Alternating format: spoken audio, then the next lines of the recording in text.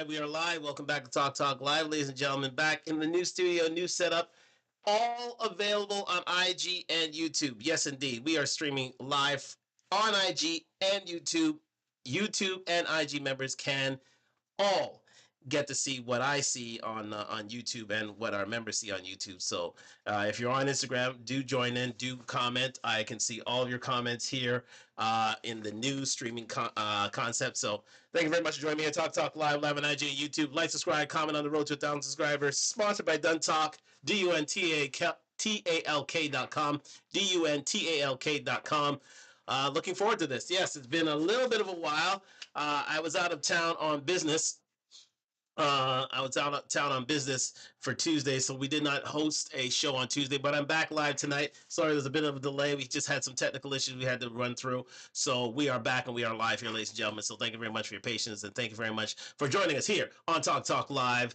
Like, subscribe, comment on the road to 1,000 subscribers, and please get involved in the commentary tonight on IG and YouTube. I can see all of your comments there. Twitch is indeed coming soon. So let's get into this right away, ladies and gentlemen. Let's not waste any more time, ladies and gentlemen, as we do this and to this. There we go. Now we have ourselves all set up and ready to go here on Talk Talk Live. So we're doing the trial of Diddy, ladies and gentlemen, doing a bit of a recap in case you did not know. A few more witnesses came to the fore for the prosecution. Again, not a lot of piling on for Diddy. A few revelatory activities went on the last few days. So we're going to cover that tonight on Talk Talk Live. So giving you a full recap of what's going on over the last couple of days where we've been away. So thank you very much for joining me here on Talk Talk Live. New studio, new settings right here on YouTube, new streaming systems here on YouTube and on IG as well. So you all can see it live firsthand,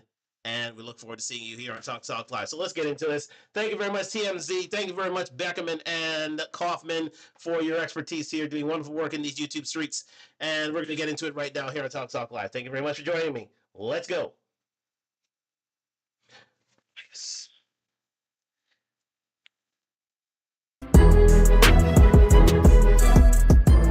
Welcome to Behind the Bar. It is day 15 of the Diddy criminal trial, and it has been a doozy. In the morning, we had a potential mistrial in the case. We'll get into that a bit later, but one of the key witnesses of the day was a man named Deontay. So remember, this is about Thursday. So this is a recap from Thursday, all the proceedings that happened then. So just to catch you up, this is from Thursday of last week. So this is when we had Deontay, Nash, and Mia. This is TMZ's take on things. So we're going to go from there. All right. Just to catch you up on things, let's get into it here on Talk Talk Live. Nash, who was a stylist for Diddy and Cassie, who testified about his observations during the course of his employment and what he saw in terms of Cassie getting beaten and things that she said. This is really sensational testimony. He's testified. He was with Cassie constantly. He was her stylist. I believe he was paid by Bad Boy to be with her all the time, to pick out outfits for her, to handle her makeup, her hair. She was their artist they were pushing from 2007 to 2012, according to Capricorn Clark. She got all the attention, so she had stylists around her, managers, and so forth. He was one of the guys who was always around her. And so, and do remember, Cassie only released one real album for Bad Boy in 5 years. Make that make sense. Let's go. So this guy gets to the stand. First of all, he's extremely entertaining in sort of the over-the-top stylist way, and he is like making the jury laugh in a number of points. He's sort of endearing himself to the jury. A little bit like the Punisher had his moment. Right. This is Deontay's moment. So Deontay said, just to get right to it, it's awful testimony. It's horrible to listen to and now to read some of the testimony. But he frequently saw Diddy beat her. One time at Cassie's house, it was so bad, Diddy smashed her face into a bed frame. Deontay Nash was there with another of Cassie's assistant, Mia, who's going to be taking the stand in the next couple of days, maybe tomorrow, and has been labeled early on. As a quick aside, Mia was victim, I believe, 3. She's the mystery victim 3, I believe. But in any event, we'll hear about her more tomorrow. But Deontay Nash was there. He and Mia both jumped on Diddy because they saw the damage they were doing to Cassie. Diddy pulls back. He's going to turn. Deontay feels turn on Mia and Dante, and he looks down and he sees now Cassie's entire face is covered in blood. and he kind of snaps out of it and he says, "Look what you guys made me do," which is just the most horrific possible response. And I think this kind of So do remember that Deontay Nash saw Diddy physically assault, commit battery on Cassie Ventura. So he had direct. He was an eyewitness to all these things. And again, as they said, Diddy said, "Look what you made me do," in return for his grievances. So Diddy was.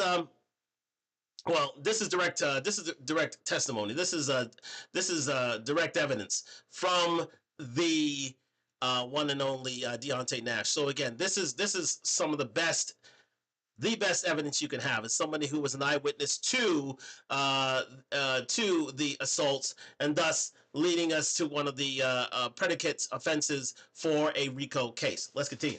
Of testimony is critical to the government's case because Cassie on the stand, as credible as she was, standing there pregnant, many domestic violence cases or cases that have elements of domestic violence, it's he said, she said, and often you'll see it didn't happen that way from the other opponent. Here, enough of it was done in front of other people, and I don't think Diddy is running away from this. It doesn't seem to be his defense strategy that the way it hits the jury is not only did Cassie testify to an abusive relationship, other people saw him beat me up. And we have the video. There are videos. Yeah. There's a hotel video. So this is really, I think, hammering home the point that this was, at a minimum, a very abusive relationship. But now the government, through Deontay, started to make the nexus between sex trafficking by force, because that's really what they need. They need that she perform these freak-offs in a non-consensual manner because she was forced to do so. How did Deontay help connect those dots?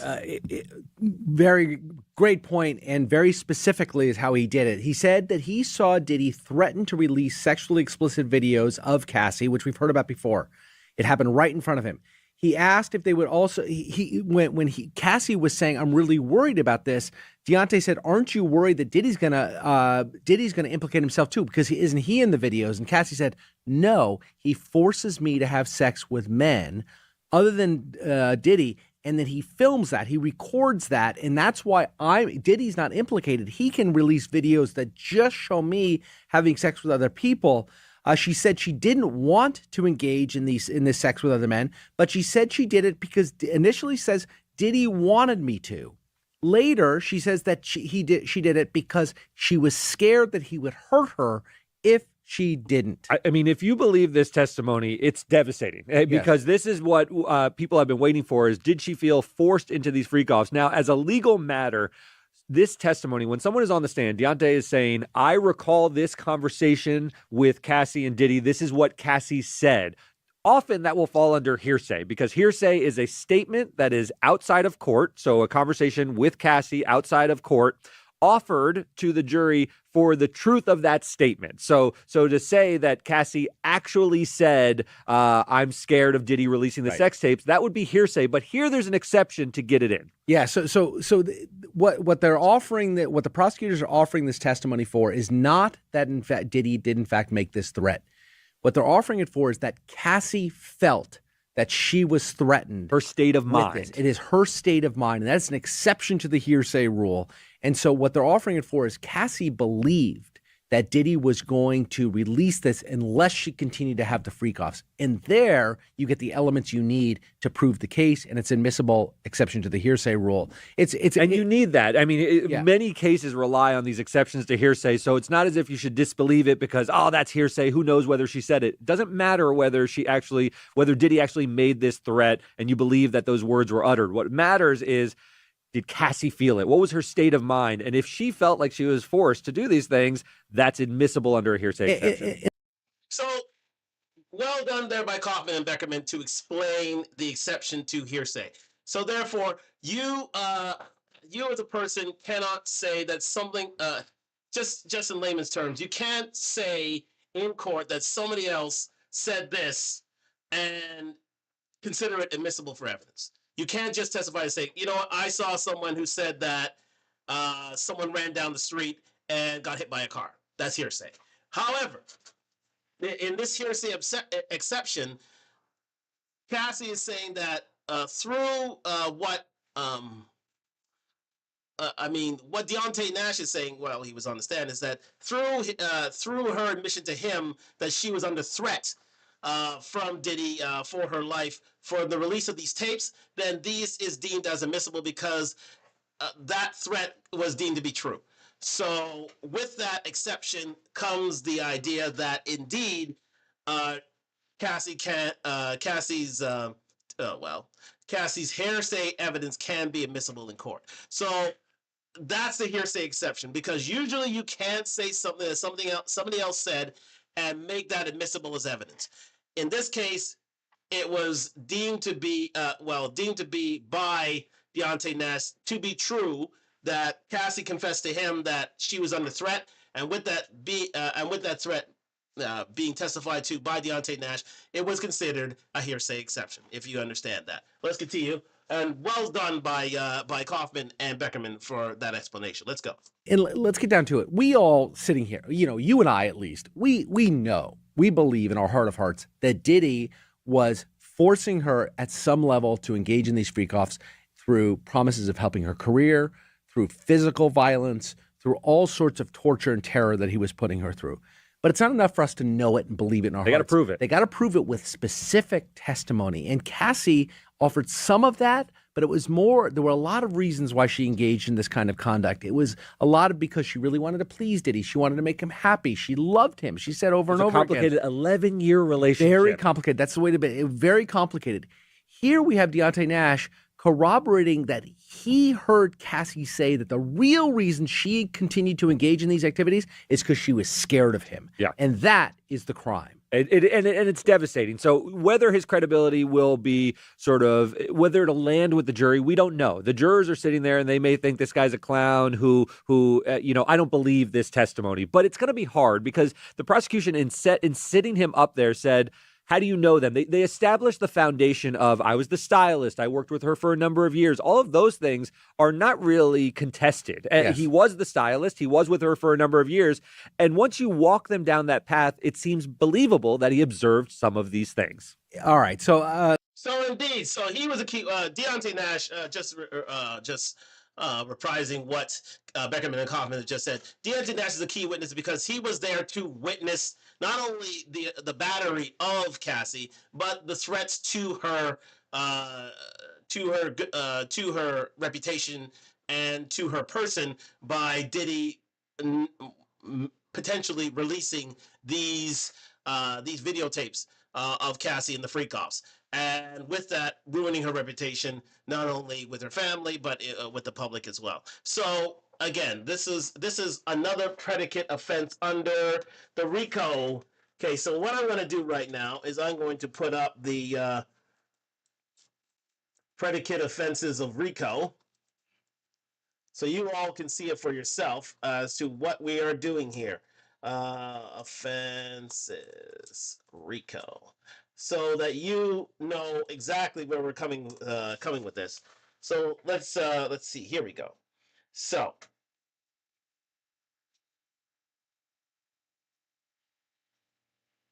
here we are. Right. Predicate crime under the RICO Act. Okay. So we're gonna go with Mr. Rataj here.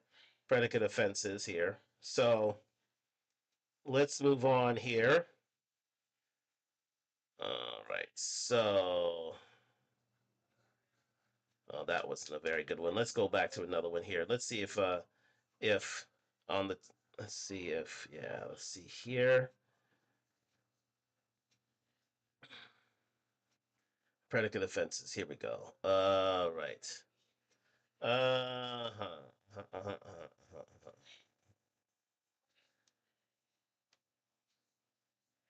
Okay.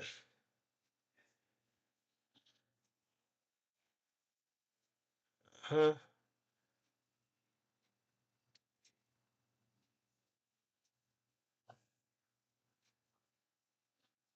There we go. So now we've got the predicate offenses. Okay, so the predicate offenses include any violation of state statutes against gambling, murder, kidnapping, extortion, arson, robbery, bribery, dealing in obscene matter, or dealing in a controlled substance or listed chemical as defined by the Controlled Substances Act. Any act of bribery, counterfeiting, theft, embezzlement, fraud, dealing in obscene matter, offense, obstruction of justice, slavery, racketeering, gambling. Now, racketeering is the big crime that Diddy is being accused of here for this RICO case.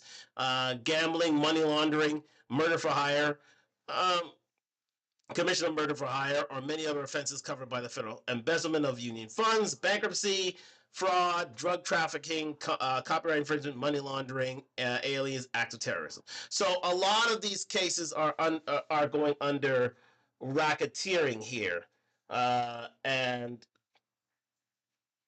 for racketeering activity. So again, extortion is a big one. That's what Diddy was engaged in, especially with regards to threats for her videotapes. We're looking at arson for the fact that indeed Diddy was accused of allegedly blowing up the car of Kid Cudi. Robbery, bribery. Well, bribery is only allowed for, again, public officials, but for private officials not to be testifying, that is considered a contract. Dealing in obscene matter. So in obscene matter, freak-offs. There you go. Or dealing in any controlled substance or listed chemical as defined by the Controlled Substances Act. So again, any of these drugs that are involved in here. So any act of bribery, counterfeiting, theft, embezzlement, fraud, dealing in obscene matter, obstruction of justice, slavery, racketeering, gambling, money laundering. So those are the real offenses that we are checking for here: extortion, arson, racketeering, any act of racketeering. These are the real offenses that are going against Diddy in this case, and that's what they're really trying to plug in and well, try to place on Diddy in order to place the offense of RICO offense, him being the hub, him being the king, him being the alpha and omega of this criminal organization or enterprise. So that's where we are at right now. So I'll come back to refer to this in certain cases, just to let you know how things are developing here. So thank you very much for joining me here on Talk Live on IG, YouTube. Like, subscribe, comment on road to 1,000 subscribers. Let's get on with the Diddy recap from Thursday last week with Beckerman and Kaufman from TMZ. Just to finish up his direct testimony, another time he said that Diddy and an employee of Diddy's, one of his enforcers, came to Deontay's house. They stole his phone, forced him to drive to a hotel where Cassie was staying because they couldn't find Cassie, and Deontay knew where she was. So they threatened him, stole his phone. Now we're back into RICO. Exactly. Then Diddy, one of the henchmen, and Nash drove to the hotel. The henchman and Nash went up, got Cassie out of the hotel. Nash said that Cassie said that basically what's going to happen to me right now is I'm going to go over this balcony. Basically I'm in fear for my life. Nash said when he later returned to his home the next morning, he found that his backpack, ID, $1,000 in cash, and his iPad had all been stolen. He knows they had been in his house. Now this stuff's stolen. It was probably cumulative, probably unnecessary to the case because he's not being charged with that crime, but nevertheless, the jury heard it. Yeah. And when you hear about these tactics, they're building their RICO case. RICO is just, did he use illegal tactics like a mafia boss to carry out an illegal enterprise? And that's what they're building here. Yeah, arson towards Kid Cudi, burglary, and the break-in at Kid Cudi's house, the sort of strong-arm tactics like this, kidnapping people. It was all mentioned in the indictment. We're now fleshing this out. They said Diddy, over a number of years, used all of these illegal tactics, and now we're hearing testimony about them. So he excellent point raised there by Beckerman and Kaufman. Yes.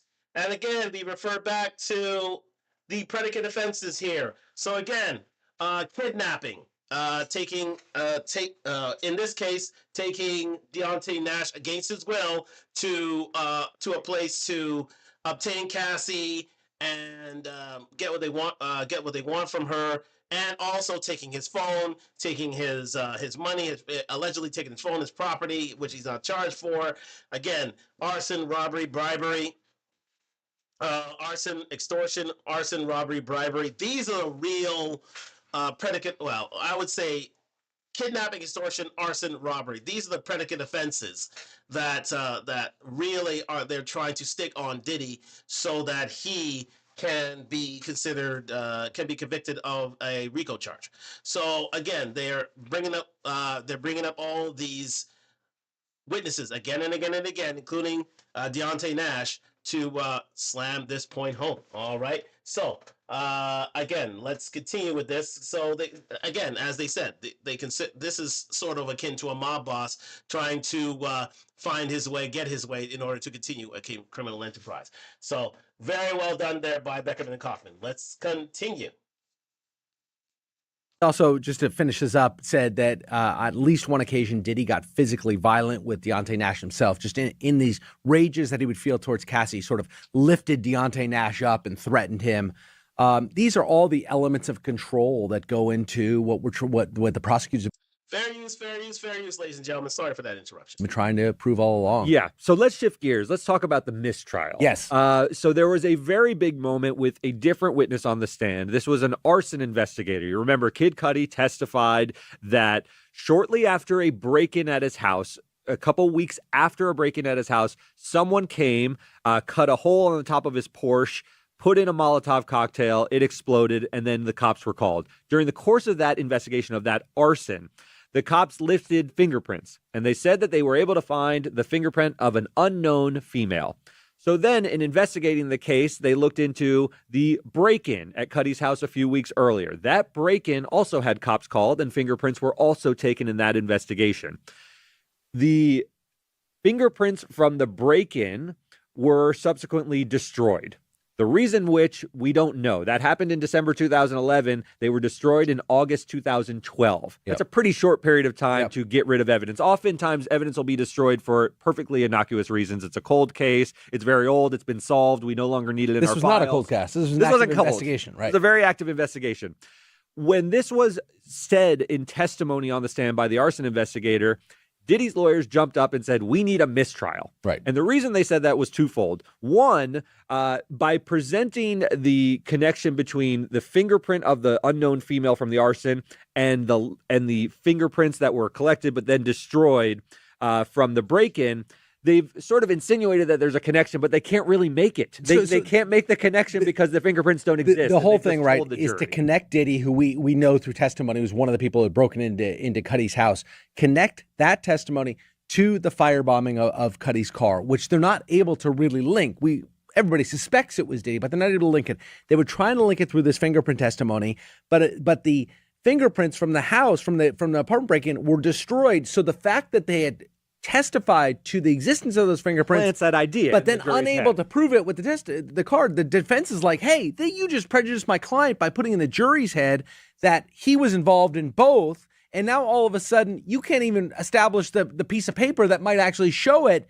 You prosecutors have played dirty. We want a mistrial. Yeah, that's right. So that is grounds for a mistrial in and of itself. Then they said they say it was grounds. That's what they wanted. They said this should be a mistrial. This is. So yeah, indeed. As Beckerman Kaufman already pointed out, as we talked about it last week on Talk Live. Yes, indeed. The idea that there was no bottle, there was no fingerprints or bottle for a found for a Molotov cocktail for Diddy's car. And the idea that the prosecution was putting into his head that that certain fingerprints were found on said bottle for the Molotov cocktail, and they were trying to link it to Diddy. That is, those are grounds for, indeed, the defense to jump up and say, "Listen, you're putting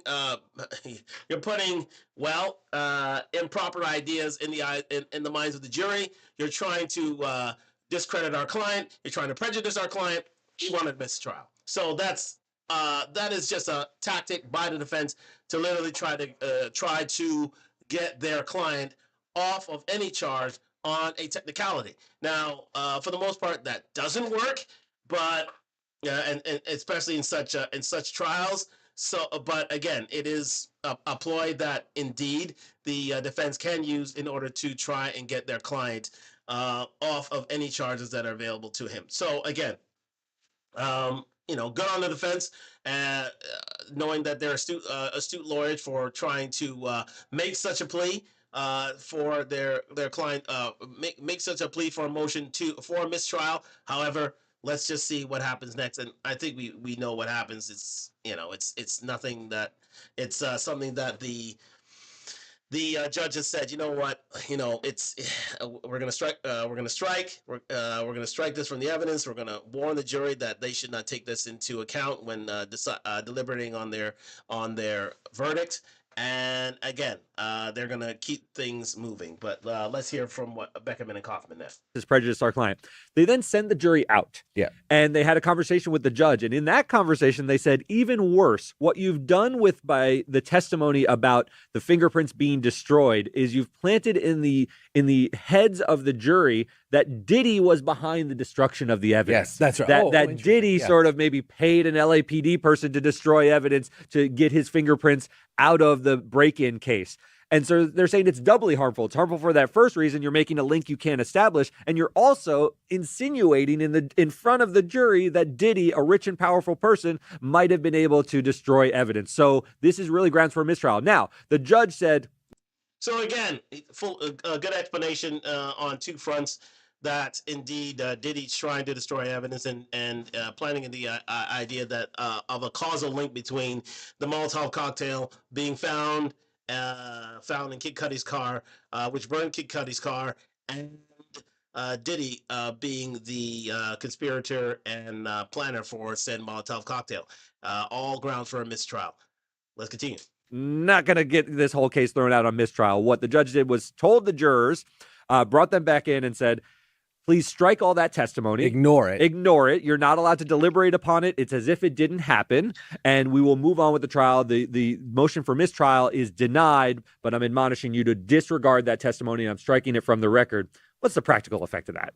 The practical effect is that the jury, the bell has been rung. The jury's heard all the testimony. They, assuming they do their job, they will not discuss it openly in deliberations. And there's a lot of evidence in this case, so there's going to be a lot they don't consider or whatever it is, but they won't be able to bring this up and talk about it. But it could sink in. But it's there. It sinks in, right? You're creating this atmosphere of guilt and thuggery on Diddy's behalf, and this is just one more piece of evidence for it.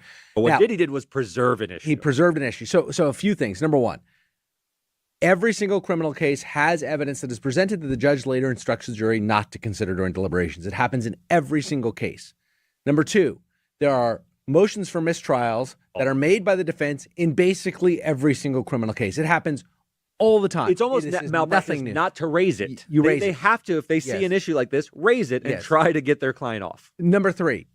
As I stated right here on Talk Live, this is a tactic used by the defense in order to try to get their client off of any conviction on any charge that is against him. Continue. Very, very, very, very hard to win that appeal. Yeah, the Alec Baldwin situations are very very hard to win that motion. The motion. Judges are incredibly reluctant to grant mistrials because think about having to rewind from the start.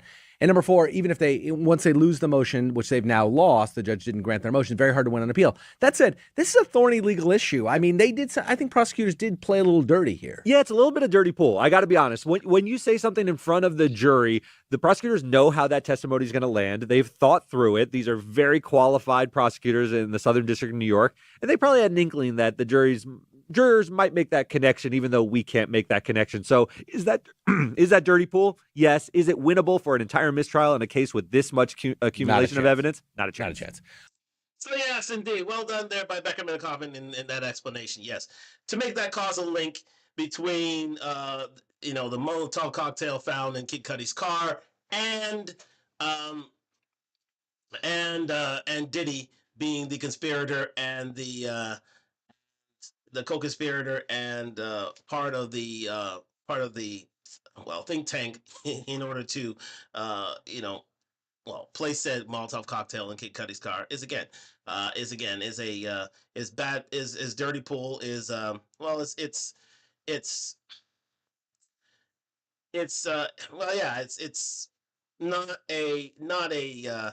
it's not upstanding lawyering, to be fair and frank, to make such things. It's underhanded to a certain degree, but again, it's very very difficult for a judge to see this as being grounds for a mistrial and thus the ending a case. And as they said, only to be found in very very remote circumstances, such as the Alec Baldwin case regarding the Rust shooting found on the set of said movie. Let's continue.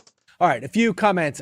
Rid Mai said, Okay, we're gonna leave it there, ladies and gentlemen, because again, that was just a recap. Just wanted to bring you up to date. Okay, so let's move forward here with regards to the recap here. Again, we're going to move on to day 16. Now, again, this is involving Mia, the assumed name for the ex Diddy assistant, who said that she had to undertake her job under inhumane conditions, and also, was a victim of battery and sexual assault on the part of Diddy. So let's get into it here on Talk Live. We're going to Friday. This is the recap from Friday from the Diddy trial. So let's get into it here. Thank you very much for joining me here on Talk Live.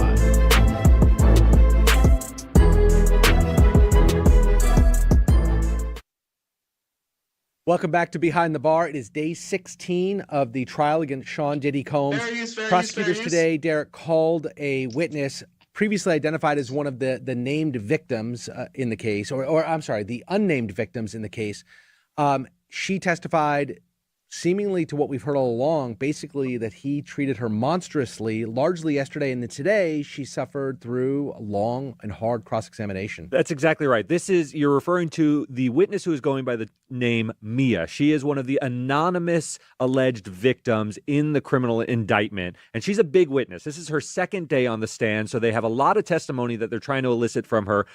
Much of the day was spent still with prosecutors on direct, where they were asking her questions about the allegations of sexual assault that she's made against Diddy. There are multiple instances, according to her, where he sexually assaulted her, once at the first time at his 40th birthday party, and then subsequent instances where she continued to work for him. And just to maybe put too fine a point on it, the allegations of sexual assault that she's making against Diddy are horrific. Yes. Like it's we're talking full-fledged rape here. We're talking begging him not to have sex with her. He did against her will. These are not harassment, in the office, groping kind of allegations. This is sexual assault. Yeah. So she has made these allegations, and during the course of the testimony, a big issue that came up was when she ended her time as an employee of Bad Boy Records and an assistant to Diddy. She said that she then lawyered up. She hired an employment lawyer who she said there were some back bonuses owed to her, maybe some out-of-pocket expenses that weren't reimbursed. But this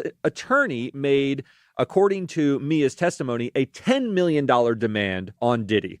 Now, why is that amount so important? That amount is important because for an employee of her salary range, this is not just for her back bonuses and back pay and overtime and out-of-pocket expenses. It clearly meant more. However, the prosecutors asked her, did you raise, during the course of these negotiations with Bad Boy over a settlement, did you raise the allegations of sexual assault? She was very clear. She said, no, I was going to take this with me until I died.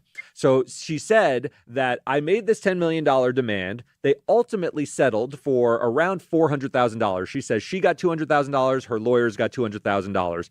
So there was a large gap between what she asked for and what she ended up receiving, according to her testimony. And the question then becomes, well, in the juror's mind, why didn't you bring up the sexual assault? That's a big bullet that you can fire in a negotiation setting to say, hey, you better pay me because I've got all of these nasty allegations about you. The prosecutors got out in front of this by asking her rather than letting this come out on cross. And we wanted to bring up what that dynamic and why that was done. Do you have a sense? Well, I can speculate, but I'm not a criminal. I've never been a criminal lawyer. But we have one. We have one. Kirsten Brown Neal, thanks again for joining us. Always great to have you with us. So how does this play to the jury? They learned that she obviously suffered from some horrific abuse, according to the testimony, and it's so consistent with what we've heard otherwise. I think it's hard for the jury to not believe her as a credible person who actually did suffer at his hands. But nevertheless, she makes a $10 million demand. She ends up settling for herself $200,000, an attorney $200,000 as well. Big delta. big delta between what was asked for. And she claims she never brought up the sexual assault during the negotiations. And does that mean that maybe she's overstating it now? How does the jury take that? And then how does the jury take just generally when people go after their alleged abusers for this kind of money? Hi guys, thanks for having me back. I know, such a light topic to start off on. I know, like let's get into it. Witness credibility. Jurors don't like when there is a civil case involved, and I do think it hits right at someone's credibility and potential motive to lie. And it's interesting because there is a similar tract between her and Cassie in terms of the abuse they're alleging, civil suits filed, and settlements. Cassie got a significant settlement, right? Like there's no reason for her to be talking about this at this point other than wanting justice through the criminal justice system.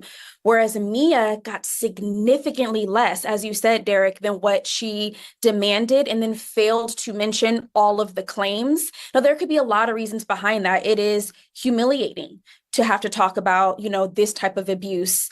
And I think because there's so many other people saying the same things about Diddy, I think the jury isn't likely to dismiss it entirely, but it might cloud her testimony a bit, as in perhaps does she have, vendetta is too strong of a word, but does she feel like she wasn't adequately compensated for what she went through based on her civil case? So maybe now she's coming forward now. But honestly, guys, there's nothing to be gained. She's not getting any more money out of this. She's obviously hoping to remain anonymous because she's testifying under a pseudonym. So I don't know that even, a quote unquote revenge motive is really enough for the kind of smoke she could, potentially be facing if it's found out who she is. To me, good point raised there by the criminal defense attorney, criminal attorney there, and that, yes, the credibility of Mia is somewhat tarnished in the sense that she did not go for said charges against.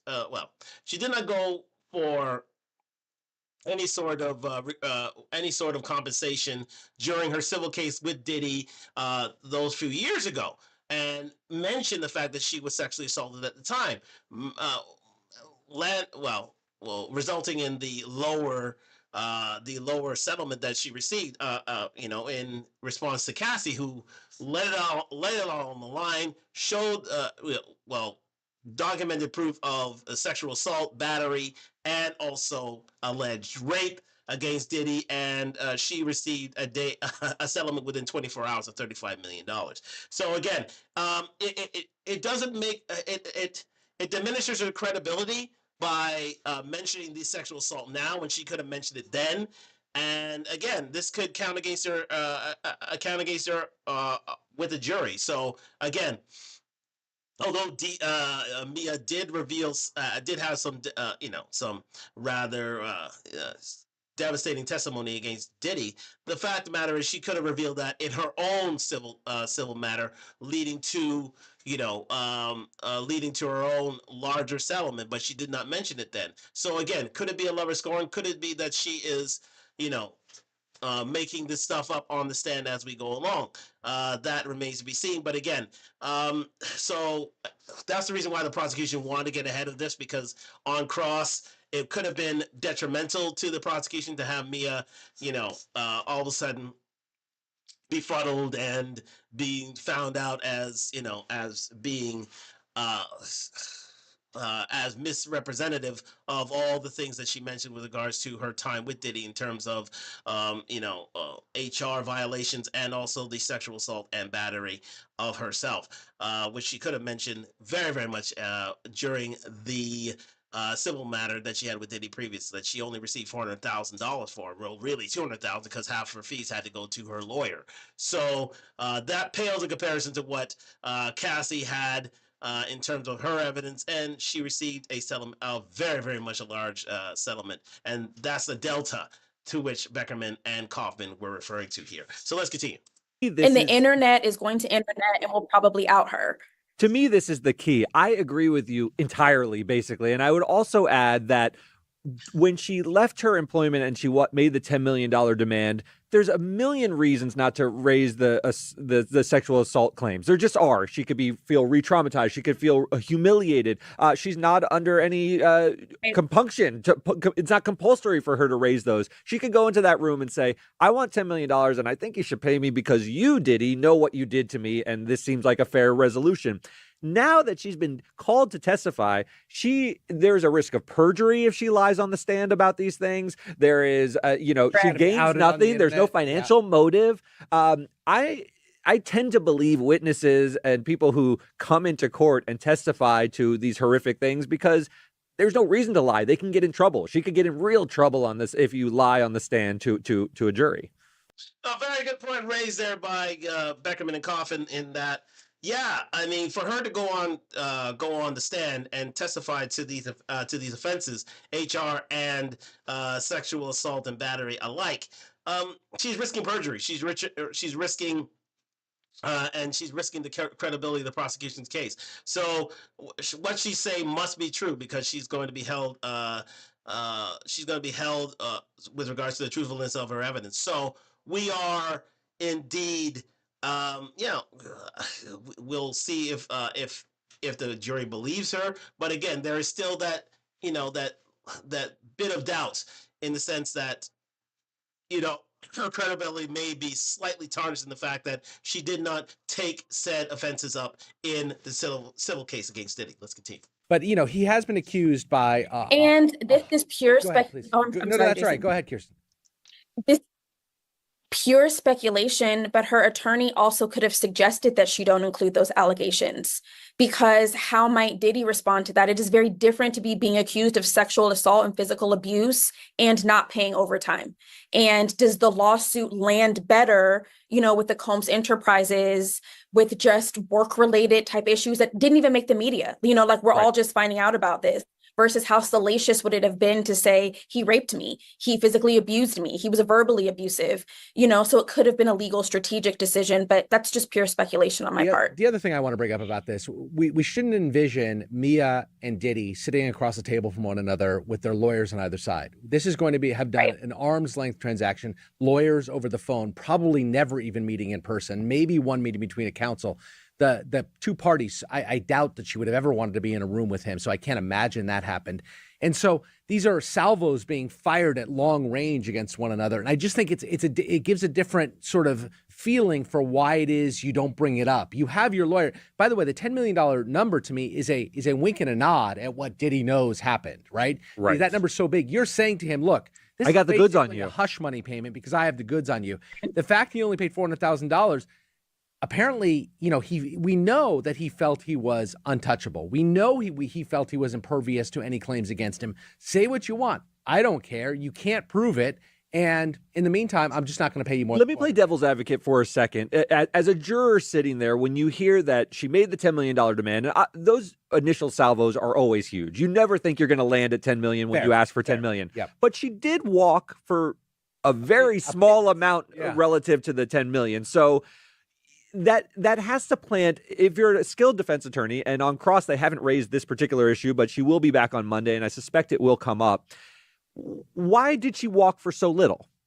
And is it fair to ask her, well, you asked for $10 million, maybe you hope to land at $5 million, but you landed at $2 million. You got $200,000 off a claim where you said you were subjected to vicious abuse, computers thrown at you, turkey meat thrown at you, multiple instances of sexual assault, and you walked away for $200,000, which could be back bonuses. How does that square? And how far will the defense push this narrative with someone who is a tearful victim wanting to be anonymous in front of a jury? This is a sympathetic person on the stand in a lot of ways, and I think they have to be careful.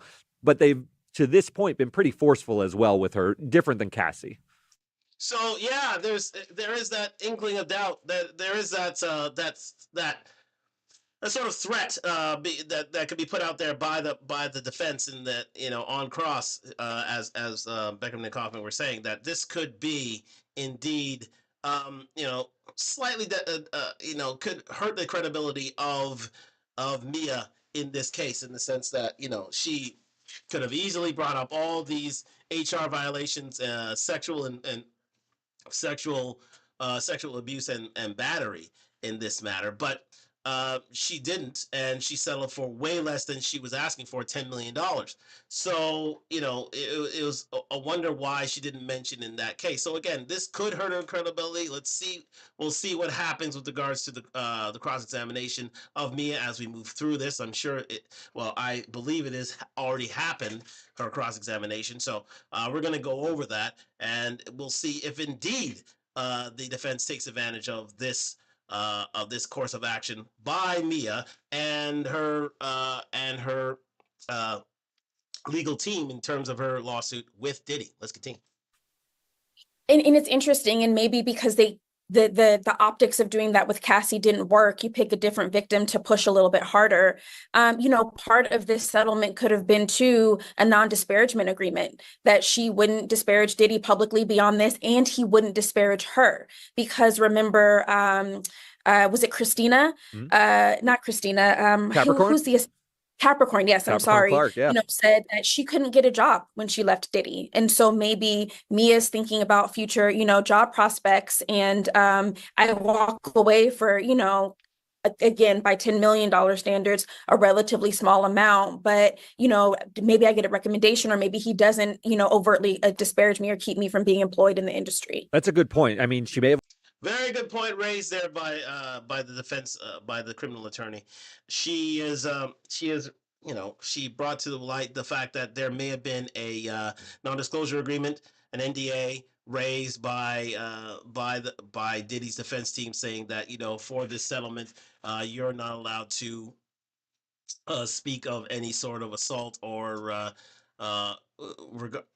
any sort of assault, any sort of HR violations during that time. But again, it still leaves a bit of that lacuna in matters, in the sense that why didn't you mention this during your own civil action? Let's continue. Wanted to put it behind her and continue working in the. Lana BK mentions that it's a great show as always. Love the new lighting. Yes, thank you very much, Lana BK, for your comment. Let's continue. Industry she loved. So let's transition here, Kirsten. And do indeed comment here on IG and YouTube. I'm sorry I cut in there. They are well available, as is the video. But let me say this: in the next 15 minutes, we'll be ending our Instagram feed, and you can come on over to YouTube. I'll mention that as we move forward. Let's continue. We have you here, longtime prosecutor. We want to get into this issue of RICO. I think the first 3 weeks of the case are now over.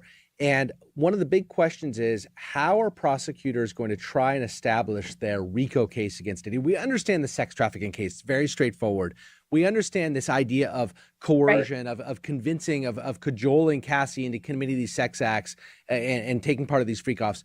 But far more difficult, both legally and from a factual standpoint, is how are they trying to get their RICO case proven? And what have you seen? What are the prosecutors trying to aim at? And what do you anticipate from the defense on this? Well, in a very simplistic way, what they have to prove with RICO is that there was a criminal enterprise, there was multiple people, at least two from the criminal enterprise, doing a pattern or cumulative behavior of racketeering activity. And then there is a federal statute that lays out all of the different type of activities that count under racketeering. And I mean, the list is lengthy, and they only have to prove two of them that happened within a 10-year period. Some of those include bribery, I believe extortion is in there, sex trafficking, arson, witness tampering. And in the indictment, they laid out 8 or 9 different predicate acts, if you will, that fall under RICO, all of which have been touched on at this point.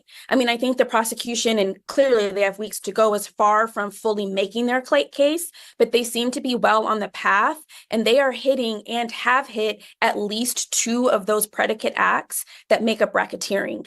It sounds like a complicated case, and Jason, like you were saying, like, we usually think about the mob and that type of thing. But when you look at the jury instructions, and that's the elements of the crime that the judge is going to give the jury, there's about 4 or 5 elements. And you look at that, and the prosecution is very close to being able to close the loop on those elements. Very good explanation there from the defense attorney. Again, I hope I get her name here and it's mentioned here in the comments. Let me see if I can do that, because it's doing her a disservice by not mentioning her name. Well, we're going to get it at the end of the show, because it doesn't look like it's in the description here. I don't think it is, no. So we're gonna get it later on in this show. So, but again, very good explanation. But let's get back into it. This is the predicate. These are the predicate offenses again. So any violation of state statutes against gambling, we don't have to worry about that. Murder, we don't have to worry about that. But kidnapping, extortion, arson, not so much bribery, but definitely you need only prove two predicate offenses. Kidnapping, they're trying to prove that. Extortion, they're trying to prove that. Arson, they're trying to prove that. Any act of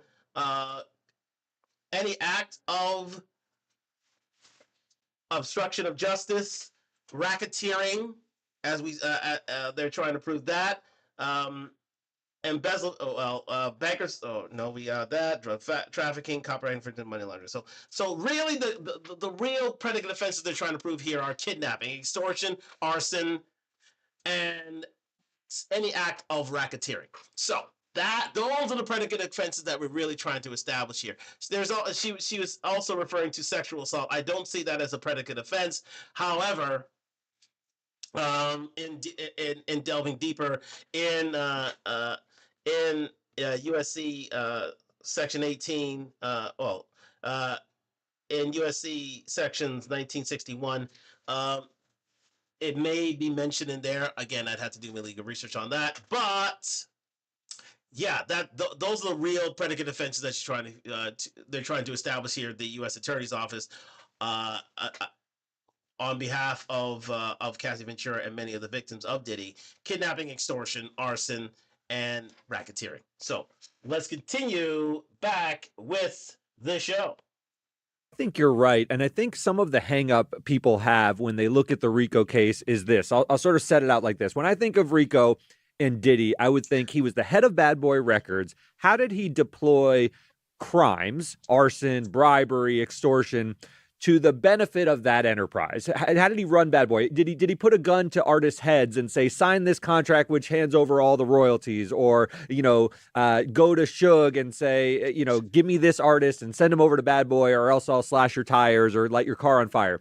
That doesn't seem to be the case they're making. Rather, It looks like Diddy was the head of Bad Boy Records, which was run largely as a legitimate enterprise, a record label, and then was also an extremely jealous boyfriend who torched, romantic rivals' cars like Kid Cudi. That had nothing to do with Bad Boy Records. He wasn't trying to sign him as an artist. He was very upset with Cassie's parents at times because he thought Cassie was cheating.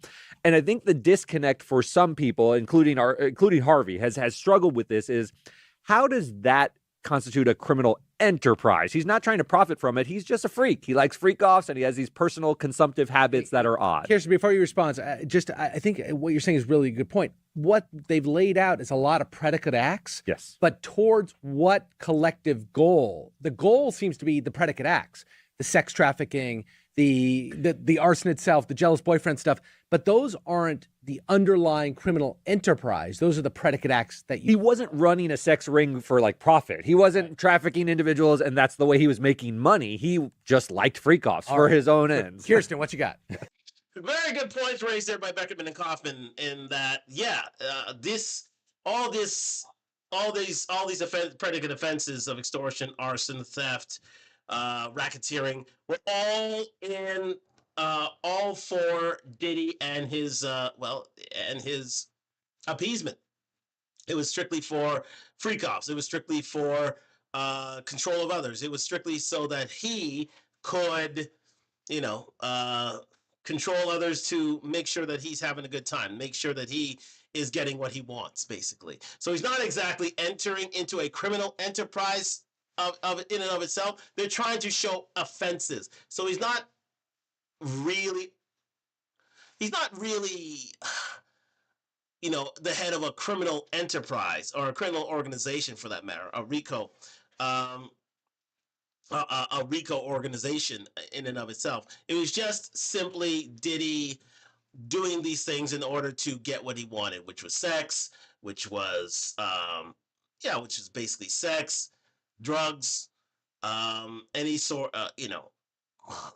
the love of one Cassie Ventura, all these, so that was for the pleasure of Diddy. All these offenses was simply put for Diddy's ultimate pleasure, be it sexual, be it control, be it otherwise. We must take into account that Bad Boy Records, Revolt, uh, uh, Sean Diddy Combs Enterprises, any of these things, any of these organizations run for Diddy was strictly put legitimate.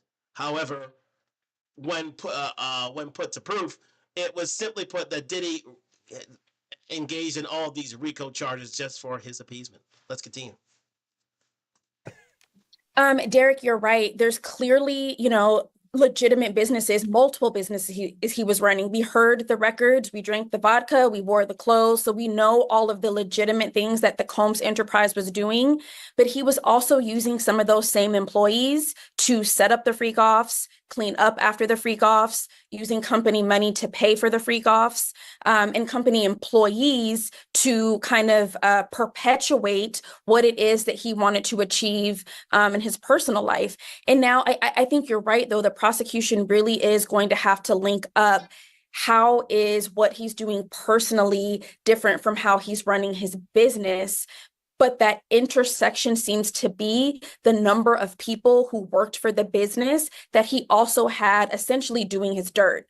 I think you're right. While they were also doing legitimate business practices, and having his former assistants testify really speaks to that. I'm sure everything they did wasn't turning lotion bottles around and setting up lubricant, but it certainly seemed to be part of like the regular course of what they were doing. It wasn't one-offs. This was activities that were happening for years. Right.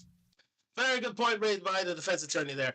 Yeah, I mean, this is a one rare case where a record mogul such as Sean P. Diddy Combs ran a record company strictly for himself, strictly for his own appeasement. The artists were there to appease Diddy.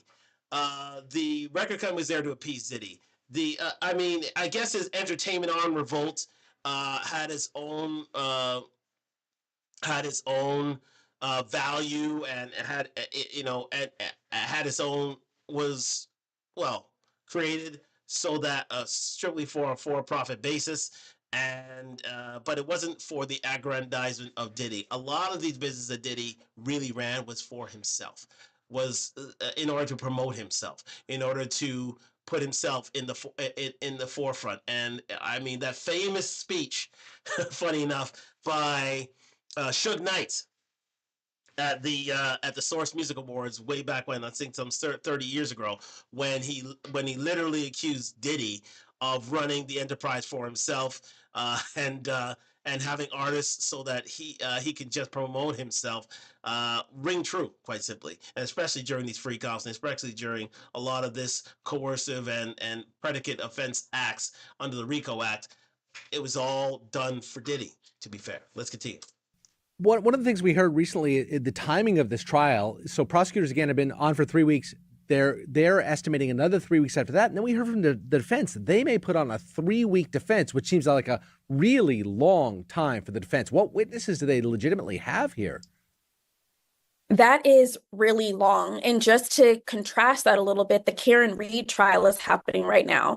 And that's a murder trial. And the prosecution just rested after, I think, 23 days or so. And the defense has said they could call as many as 90 witnesses, but they're estimating 1 week to 1.5 weeks, 2 weeks tops. Wow. To put their case on, and that they plan for their case to be much more sort of expert driven and more robust than the first trial. So they plan to do all that in as little as a week and a half on a murder. And Karen Reed's case is, I'm innocent. I didn't kill this guy. Right. Diddy's case is very different. No concession. Yeah, he's admitting essentially. What is the fact witness we're talking about here? This is going to, obviously they need experts, right, to counter the prosecution's experts.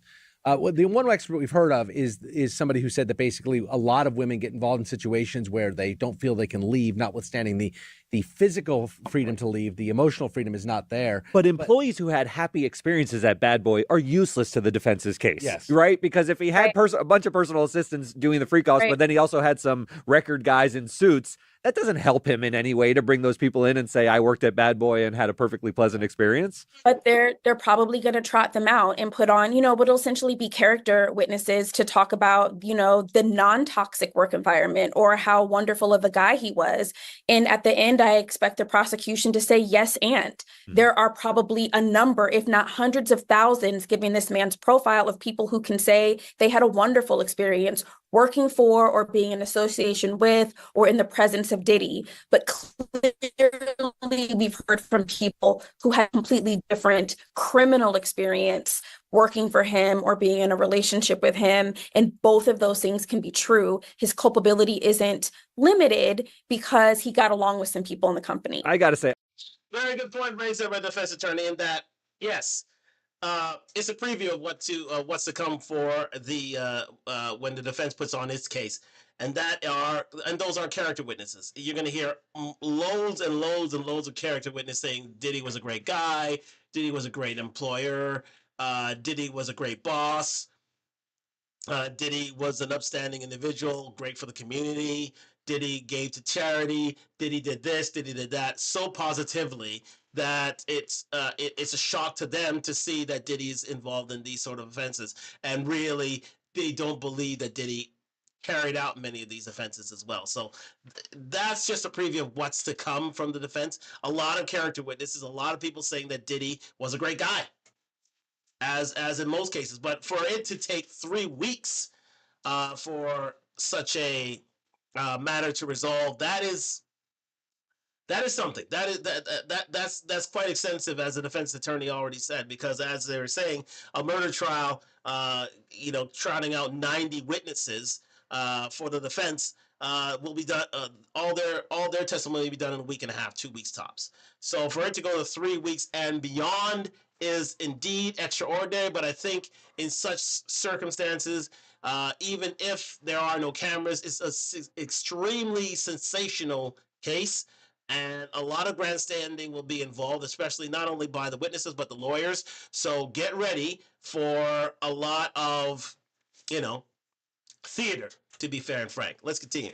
I agree with you. It seems to be a mistake to me. They should cross hard and they should attack and put holes in the prosecution's case, but to present a long list of your own witnesses. What about people to muddy up Cassie? What if Diddy's testifying? No, impossible. Oh, can you imagine? Do you think he'll get on the stand? I got to ask you, is there any chance in your mind? The greatest thing in the world.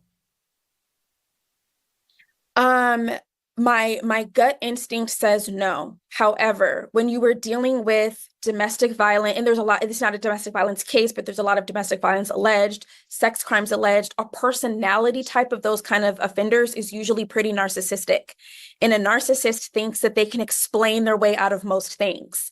And he is a rich and powerful, and I'm not diagnosing anybody, but someone who has narcissistic tendencies. So he might very well think, I can get on the stand and explain all of this away. Just give me a chance. Good and maybe God. it's, well, for our podcast, I certainly hope you're right. I know it would be fascinating, but he has very, very good lawyers who are probably going to heavily advise against it, but it's his choice. And the judge will ask him directly. So even if his attorneys say don't do it, when the judge says, Mr. Combs, would you like to waive your right to testify in open court, not in front of the jury, but in open court, he has the opportunity to answer that question, not his lawyers. It's such very good point there raised by the defense attorney. Yeah, but it would be absolutely suicide for Diddy to testify at his own trial.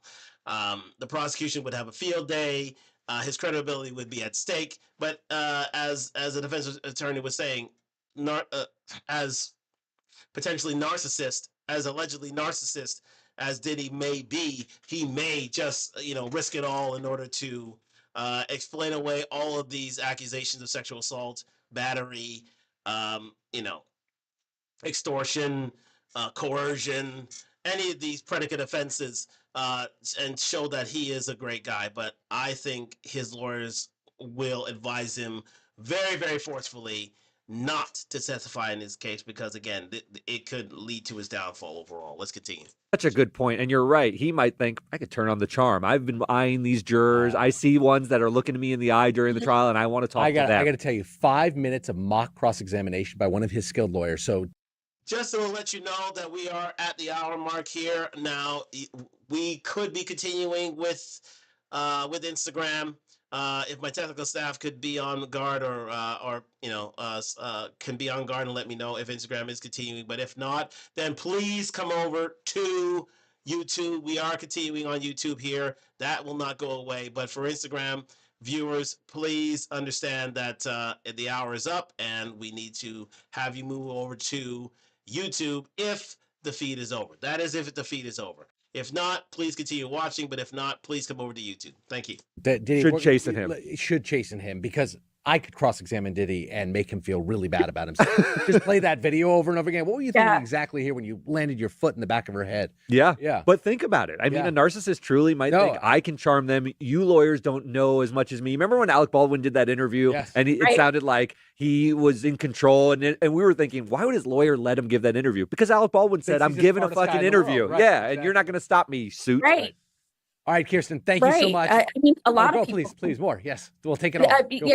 A lot of people give ill-advised interviews or, testify and it rarely goes well. But we will see. We will stay tuned. And if he gets up there, promise you'll come back on this podcast. I mean, you guys won't be able to keep me off. Perfect.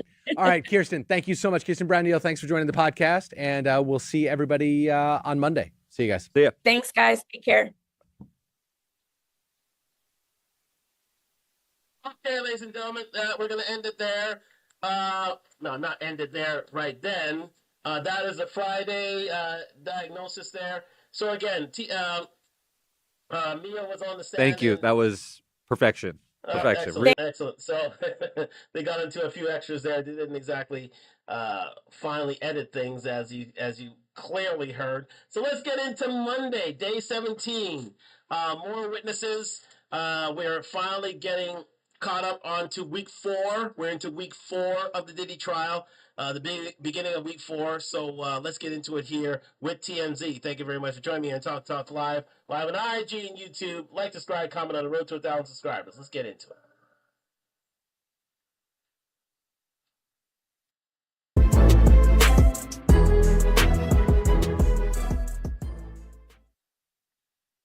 Hey, everybody. Welcome to the Behind the Bar podcast. Today is day 17 of the Diddy trial. It is marching right along. The prosecution is continuing to call witnesses.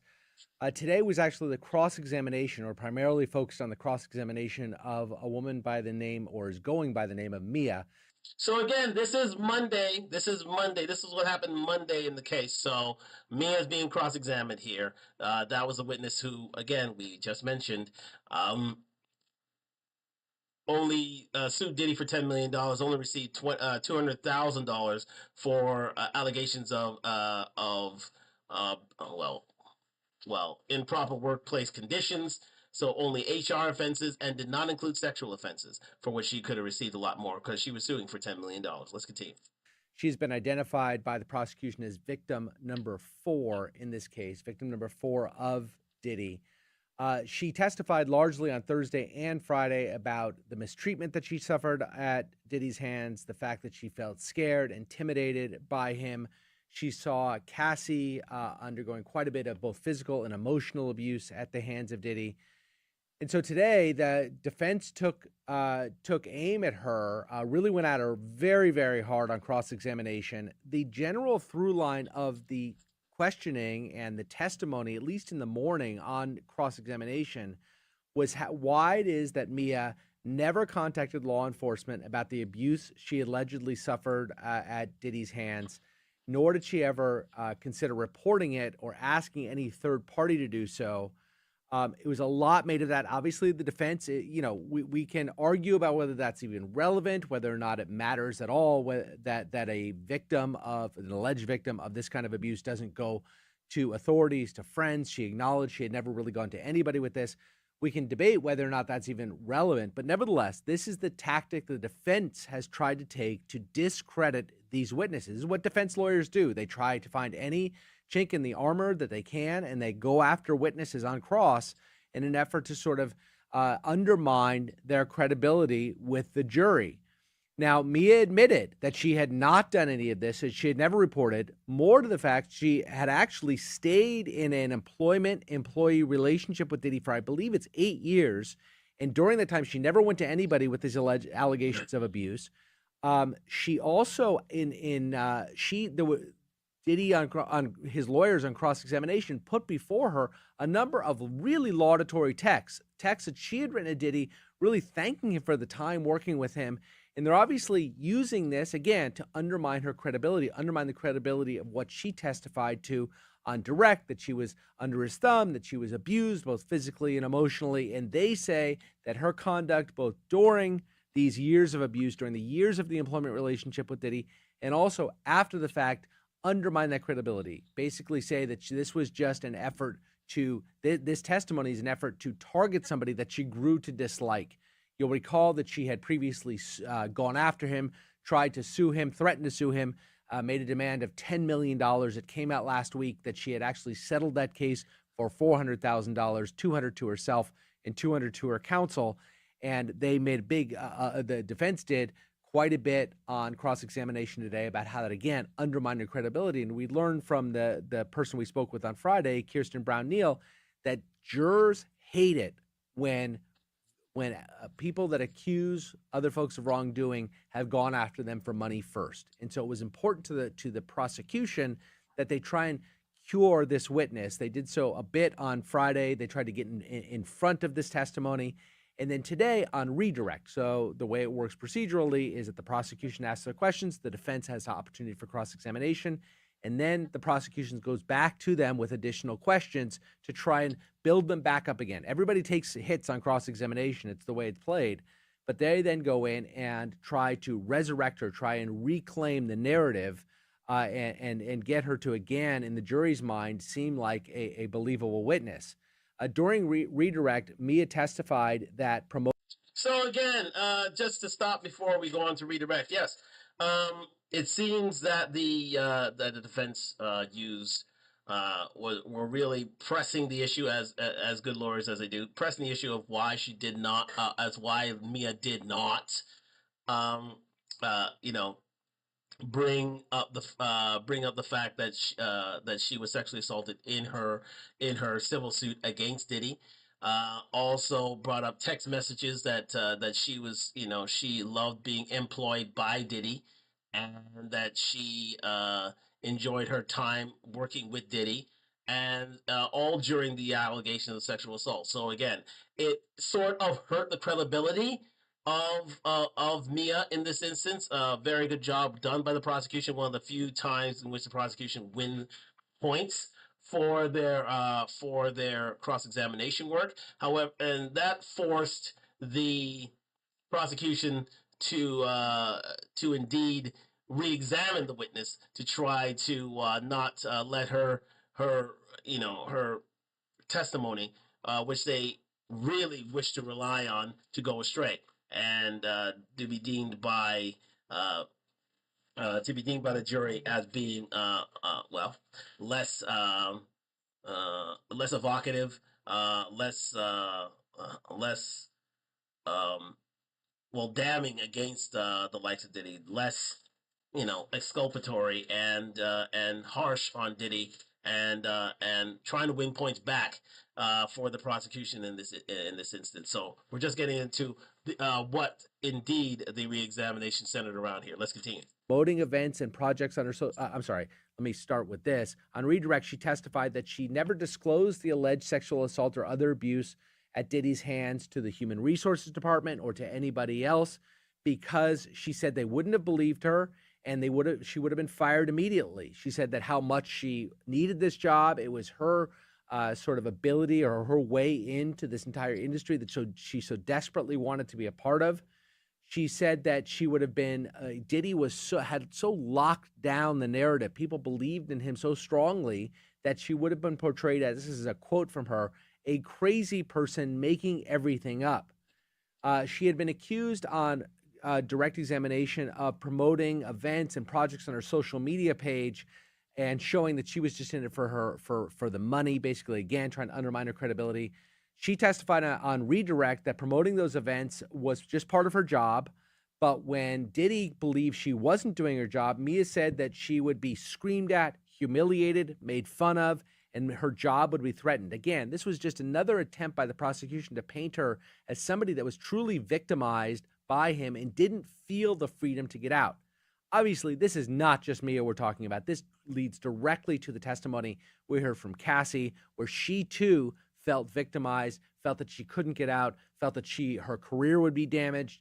They even an underpinning of physical threats that had been made to both Mia and to Cassie, that they may not actually get out unscathed.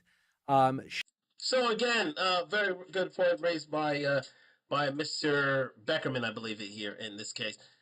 It's Diddy. The prosecution is trying to reestablish that Diddy indeed made life hard for Mia, gave her inhumane conditions, was in which to work, was really made her in fear of her life, and that's the reason why she didn't want to come forward with regards to her sexual allegations, so because she believed that no one would believe the fact that she did, which is in the age of Me Too, sort of a yeah, sort of unbelievable in this instance. I think we're in the age of believe all women in this instance. So I don't know why she would refuse to do that at that time. But again, this whole trauma bond thing could have existed here on a workplace level.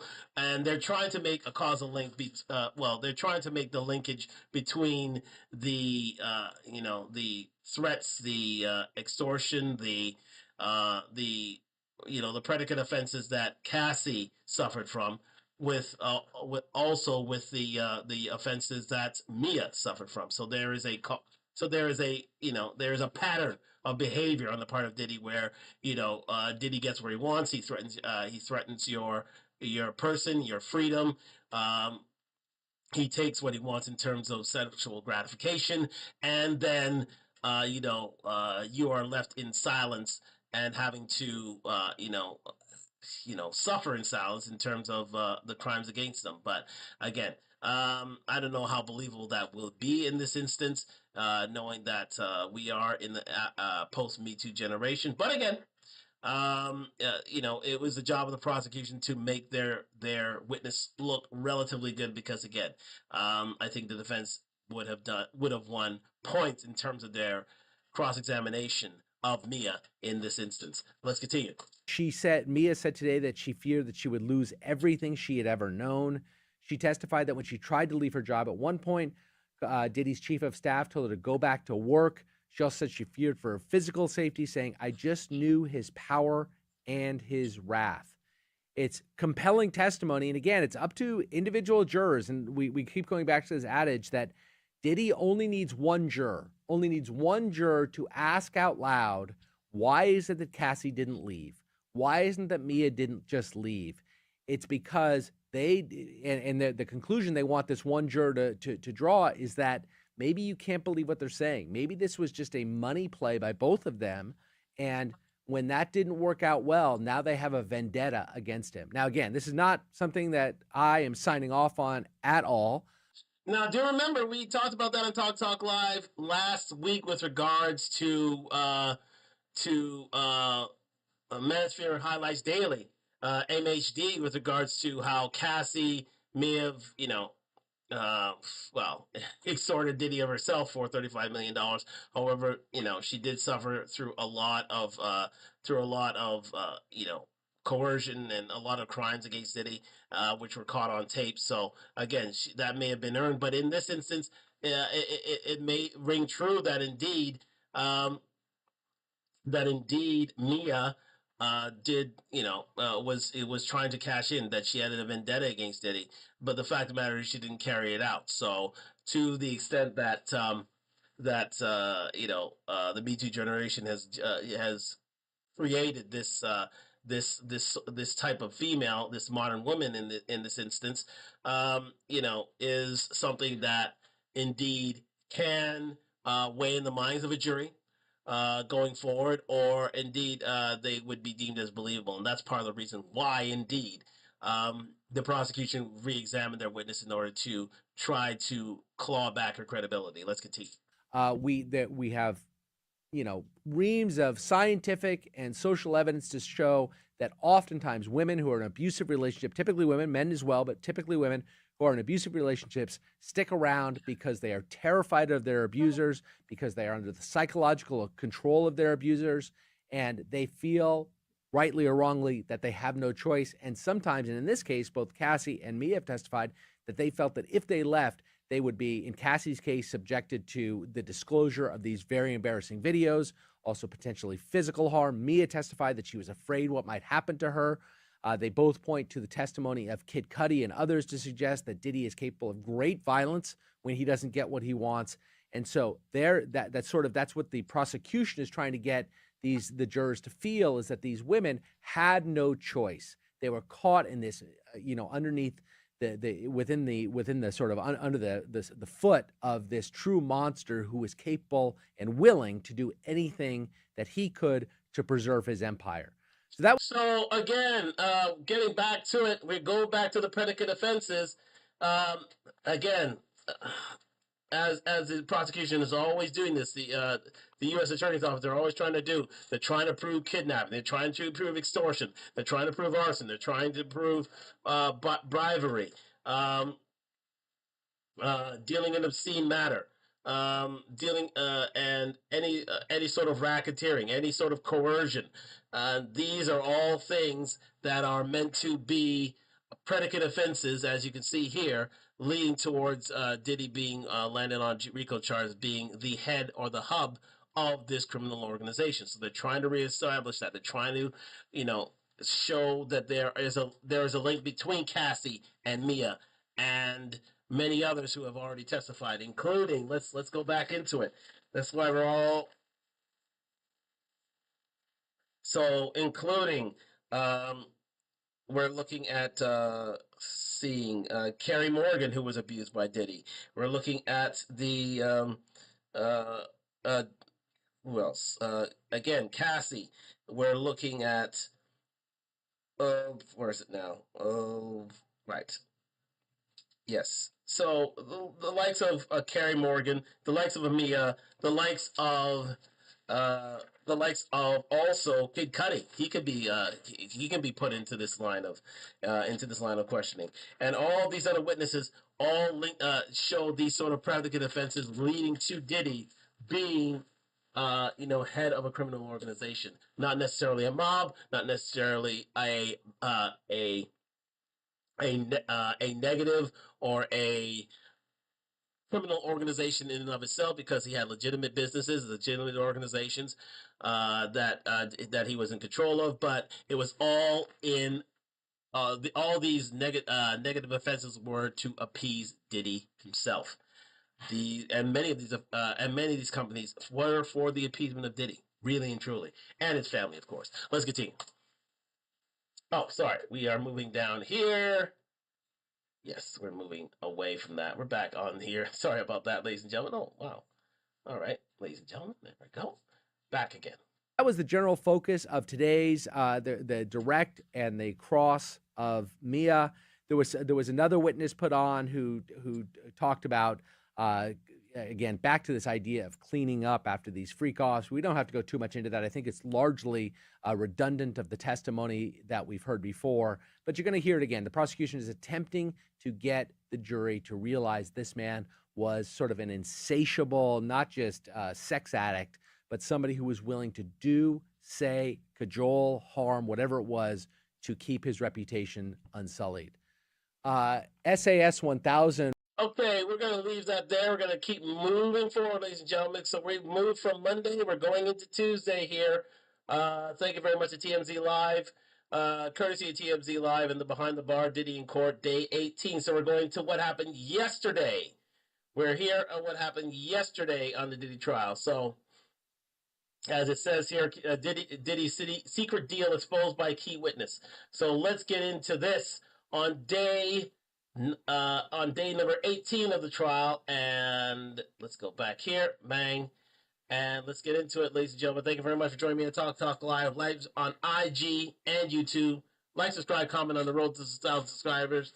It's all sponsored by Duntalk, DUNTALK.com, DUNTALK.com. Let's go.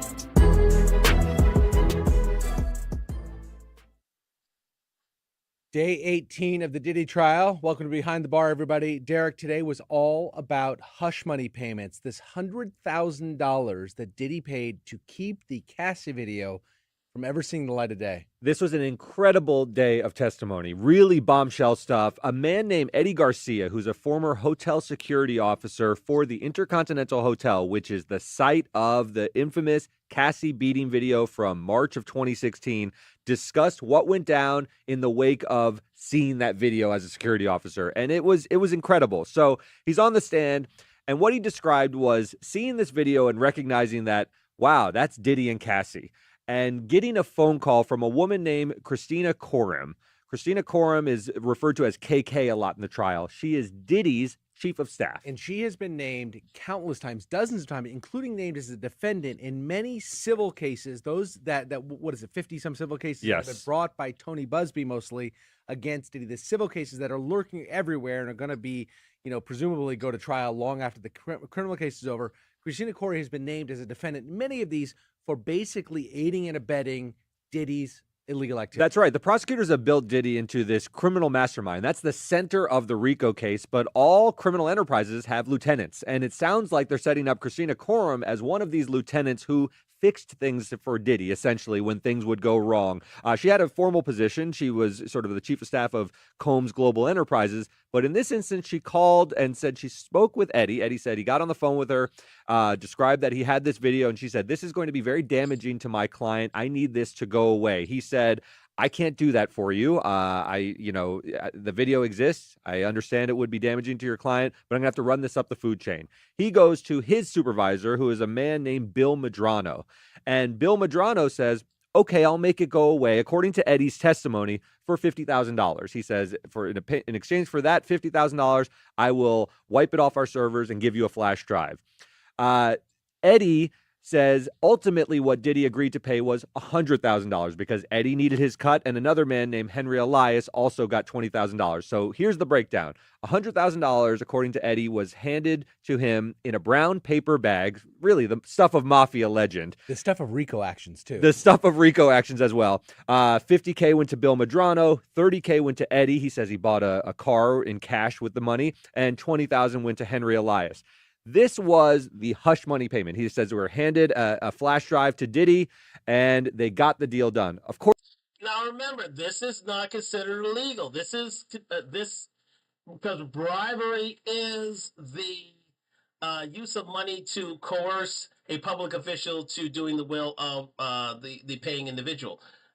This is considered a contract. This is they wanted something to go away. They didn't want those tapes to be discovered by the public with regards to the Diddy's battery of Cassie Ventura. So Christina Coram, Diddy's chief of staff, went up to Eddie Garcia and his colleagues, his colleagues at the Intercontinental Hotel, and asked, how can we have this thing go away? So again, this is this is not necessarily bribery. This is considered a contract, but in the guise of thing, this is a contract between private persons, but it can be considered bribery if it was a public official.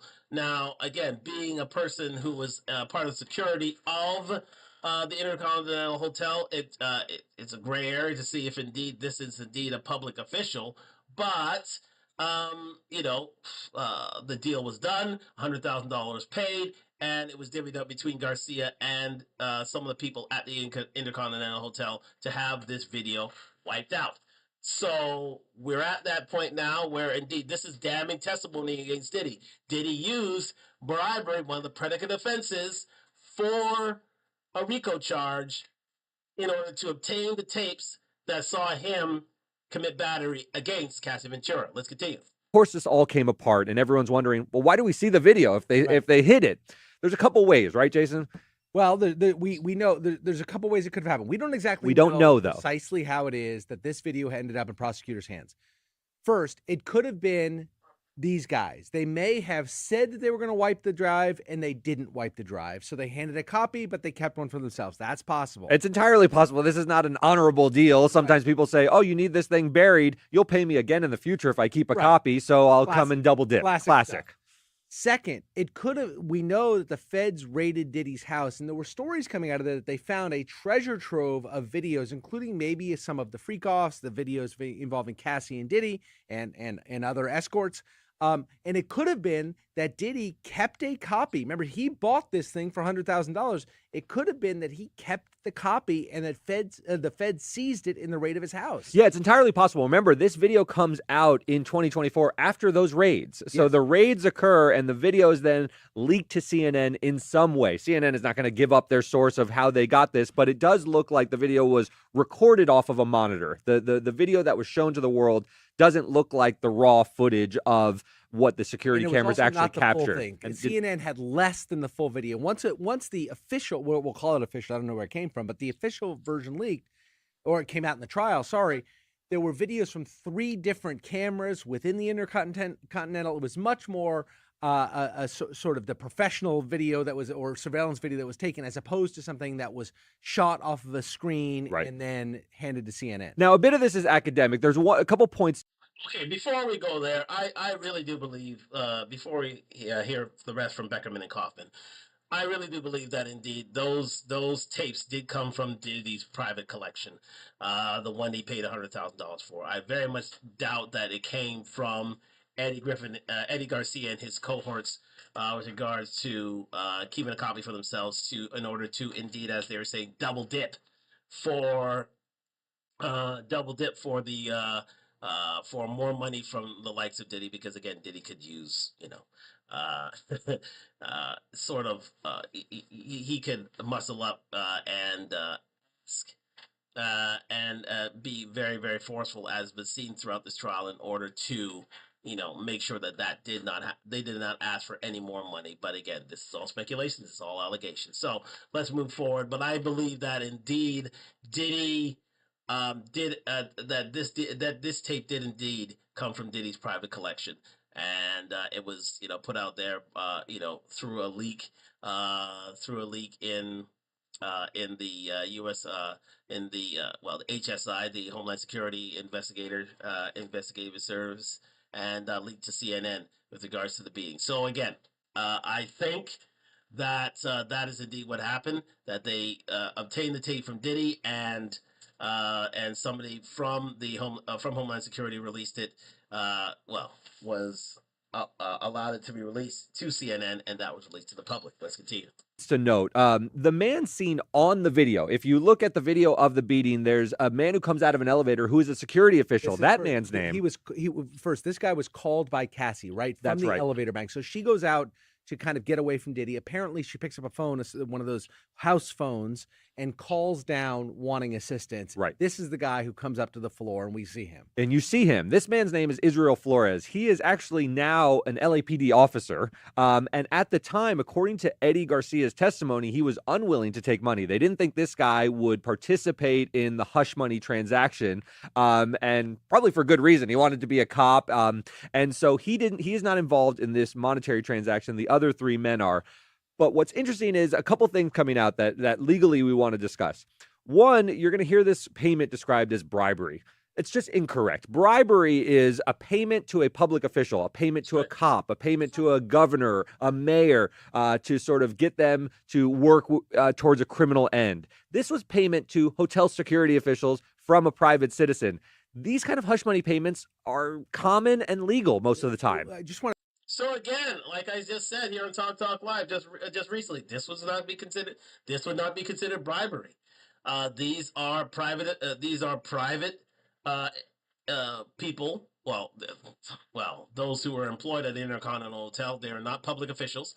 They are private individuals, and it was a contract between Diddy and said private individuals in order to obtain the tapes. So it would be considered a legal and binding contract. It would not be considered bribery because it didn't involve a public official. So it would be considered a contract. So Make of that what you will. So this is not considered bribery. That is the twist, ladies and gentlemen, that a lot of people don't know. Just because you offer money to a private person does not make it bribery. That is a legal contract. Let's continue.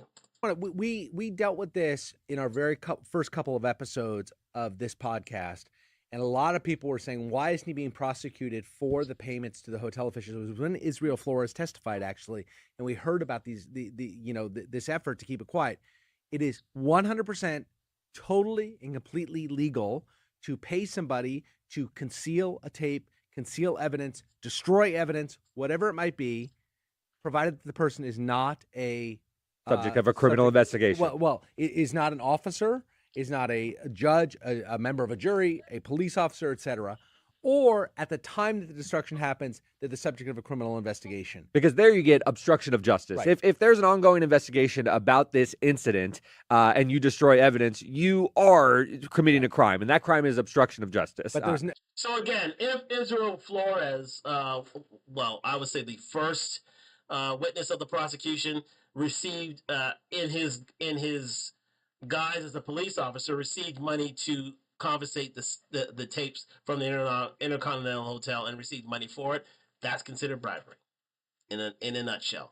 The fact that Eddie Garcia, in his guise as a security officer for the Intercontinental Hotel, received money as a private individual, there is no bribery. It's just a legal binding contract.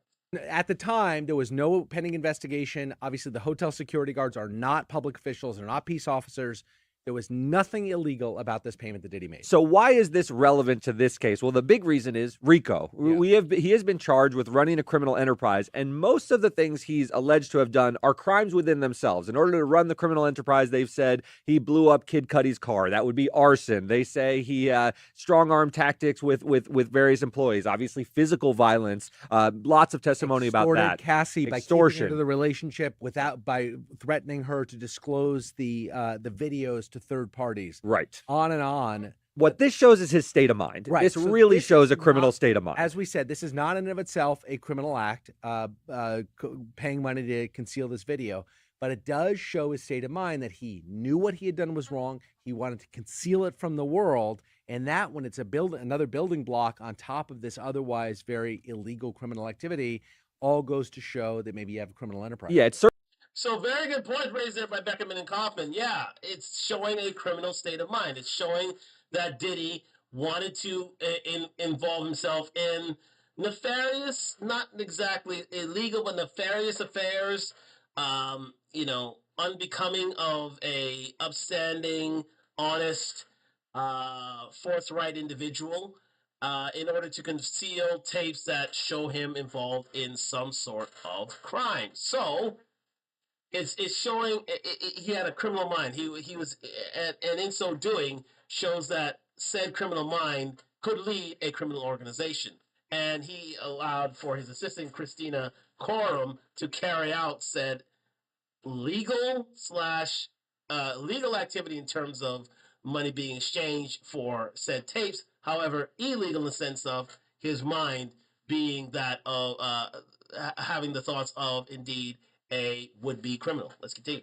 certainly not going to be lost on the jury, because part of what we'd heard about Diddy is that he was in the throes of drug addiction at this point in time and maybe had a blackout episode that he was unaware of. Now, if you learn that in the aftermath of this beating video, which was horrific, but if part of his defense was to be, I didn't know what I was doing at the time, you certainly knew what you were covering up. And that's the big issue for Diddy. This is absolutely devastating testimony, regardless of whether it's legal to enter into non-disclosure agreements and so forth. The way this hits the jury, that he handed over $100,000 in cash to silence this video from ever coming out, is devastating. I'm not sure how you recover. So prosecutors have all these various elements of the crimes they have to hit, and they're providing different types of evidence. They're going to argue in cross-examination, meet these various elements. But there's also just a gross factor for the jury. Like, do they want to punish this man? And part of what the prosecution is trying to do is just give more and more evidence, technically legal, technically illegal, to show that he was this monster they're trying to portray. And one of those things might be that he's going so far as to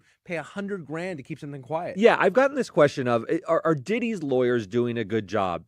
I think they are, but Yeah. they have a very bad case. Yes. And so I don't want to lay the blame at their style of cross-examination with certain witnesses. Some people have criticized, did they go too hard against Mia? Did they go too hard against Cassie? Some of that could have blowback, and you could second guess some of the tactics. But these are top flight attorneys. These are very good at defense attorneys. He's paying a mint to this team, this dream team that he's assembled. Yeah. But you can only play the cards you're dealt, Right. and they are dealt a very difficult hand with the litany of things that prosecutors have brought in this case. Very good point raised there by Beckerman and Kaufman. Yeah, I mean, these are great lawyers. They're trying to do the best they can. It's just that the prosecution has a great case here, and again, they're 98% conviction rate in terms of the U.S. Attorney's Office, and from this district of New York, I would say that is in keeping with said Attorney's Office, U.S. Attorney's Office. It is. I mean, listen, the U.S. Attorney's Office only go into said cases to win, and they have a lot of evidence backing them up. And a defense team such as Diddy's, which is high powered, is put in a very, very unenviable position to try and defend a man who has all of this litany of evidence against him. So it's they can only do so much. We'll see what happens when it comes to their witnesses and I would say character witnesses. But it is a very difficult case to defend, and we must bear heed to that, especially when you have a lot of evidence, a lot of people confessing to said, predicate offenses against Diddy, and it's only getting longer and longer, higher and higher, the mountain of evidence against Diddy himself. Let's continue. I think we sometimes have a tendency to overstate the importance of lawyers. Yes. These kind of things. Facts win and lose cases. Lawyers can lose cases. They can very rarely win cases. I mean, you're playing within the rules and the margins when you're an attorney. You have the facts and you are stuck with them. And so when they get up there and they're asking their client, people are asking these witnesses about Diddy's illegal activities, all the great lawyering in the world is not going to stop the jury from hearing what these people say. That's right. So very rough day for Diddy. This testimony, I think, is going to be a real critical piece of evidence that the jury will go back into that room. And when they're looking across all of this stuff, it's just going to be hard to make sense of a $100,000 payment to silence this video. So Nelda has written in a really good question. Why is no one pointing out the fact that the hotel staff mentioned the price they wanted? Yes, he hinted at the payout, but they gave the price. I mean, I guess, and the jury will hear that, but is it really relevant? He's the one that ended up writing the check, or in this case, having someone deliver the cash. That's right. Don't forget, Christina called up and said, I know this called Eddie Garcia. Coram, right? Christina Coram, who is Diddy's agent, a lieutenant of some sort, and said, I know you have a video that's going to be very damaging to my client. Now, was the first price raised by them? Perhaps. But now you're in the stage of a negotiation, and really it was Diddy who needed something out of those people. The fact that they set a price is a bad look. I think them participating in a hush money transaction isn't a great look for these three individuals, but really it's Diddy who needed something. Yeah. Daniel O'Neill says, was the NDA on Bad Boy letterhead RICO? I think Danny, if I'm reading you right, you're saying like, how are you actually proving that this was intentional NDA and how does this become RICO? I mean, look, witnesses give testimony, and we had the testimony from the security guards that Christina Coram kind of like put a little bit of pressure on them to sell this. They agreed to it. Obviously, they wanted to. They wanted the cash. And when you say Bad Boy letterhead, she had a job at Bad Boy Boy. Global. Yeah, it wasn't Combs Enterprises. The fact that it wasn't written down as with contracts, right? People always say that a written contract is more powerful than an oral contract. It's not. Contract's it's easier to prove. But so here we don't have the proof of something written down. So to that point, maybe the jury doesn't buy it, but it's irrelevant from a strictly legal point of view, whether it was written or oral. What matters is whether the jury believes that it's true. Now, it's also, I do, some of this point is. Yeah, I mean, it's put to proof to see if indeed the legitimacy of the testimony offered by not only Mia, but Eddie Garcia et al. And other witnesses as well. But these witnesses are proving to be very, very believable, and that is what's really doing a number on Diddy, and what's really forcing him to to perform potential miracles in order to get him out of any charges for these any RICO charges for predicate offenses. So it is very I mean, a lot of these witnesses are very, very compelling. Without a few exceptions, I think Mia may be an exception. And going back into it, let's say a lot of these witnesses are really compelling. I would say also, um, yeah, I would say. mm, Yeah, I would say maybe Dawn Hughes with her trauma bond theory that could be cut down to a certain extent, and even Cassie herself. But a lot of these witnesses could be deemed as very, very credible and believable witnesses, and that is a problem for Diddy. Trying and the fact of the matter is the the crosses for these certain witnesses weren't exactly revelatory or you know really damning, really defended their client in any great way, shape, or form. I guess the best offenses could be done with Mia, I would say with Cassie herself, and a lot of these other witnesses were deemed to be believable, and that is only mounting the case against Diddy to really put on a show with regards to his prosecution, and maybe, potentially, and I would say ridiculously may force Diddy to to come onto the stand and give his own testimony, but that would be literal suicide in my estimation, and in Beckerman and Kaufman's estimation as well. Let's continue. Is well taken in that this was $100,000 in cash. You have a man testifying about it. You don't have wire receipts. You don't have any of that hard, tangible evidence. But that's by design of a deal of this sort. Diddy didn't want to have a paper trail, if you believe Eddie, of having wired $100,000 to the Intercontinental Hotel staff like this. So they do it in paper. Maybe he wants to contest that it ever happened. I doubt he's going to go in that direction. There's 3 people who received tens of thousands of dollars. Do you think he'll do that? No, I can't believe that would happen, right? It's just hard to believe. Yeah. All right. Branson, we got a question here, and I do not understand it. Why would Diddy call him after all these years not communicating with him until this day? He also stated he didn't respond right away because he was on the flight to Charlotte. Do you have any idea what Branson is that a reference to Eddie Garcia? We don't know. This is the question. I do think it raises one. So we rely on producer Branson to pull out comments. Okay, we're gonna let that run, ladies and gentlemen, because not exactly any riveting sort of video here. So we're gonna let that run. But we are back to today's proceedings here at the Diddy trial. Finally, we're back up to date, ladies and gentlemen. Thank you very much for joining me on Talk Live on IG and YouTube. Like, subscribe, comment on the road to 1,000 subscribers. Sponsored by Dun Talk, DUNTALK, DUNTALK.com. Like, subscribe, comment on the road to 1,000 subscribers, people. You say the new studio, the new lighting, the new technology that we have here, Instagram, YouTube, all together as one. I'll just stop that for a second. Instagram and YouTube are as one, ladies and gentlemen. Thank you to my technical staff who will go nameless today. But again, maybe one day I'll bring them on to show you that there will be new and interesting changes here to the program and to Talk Live. And also we'll bring in on also, where's it now? Oh, yes, Twitch.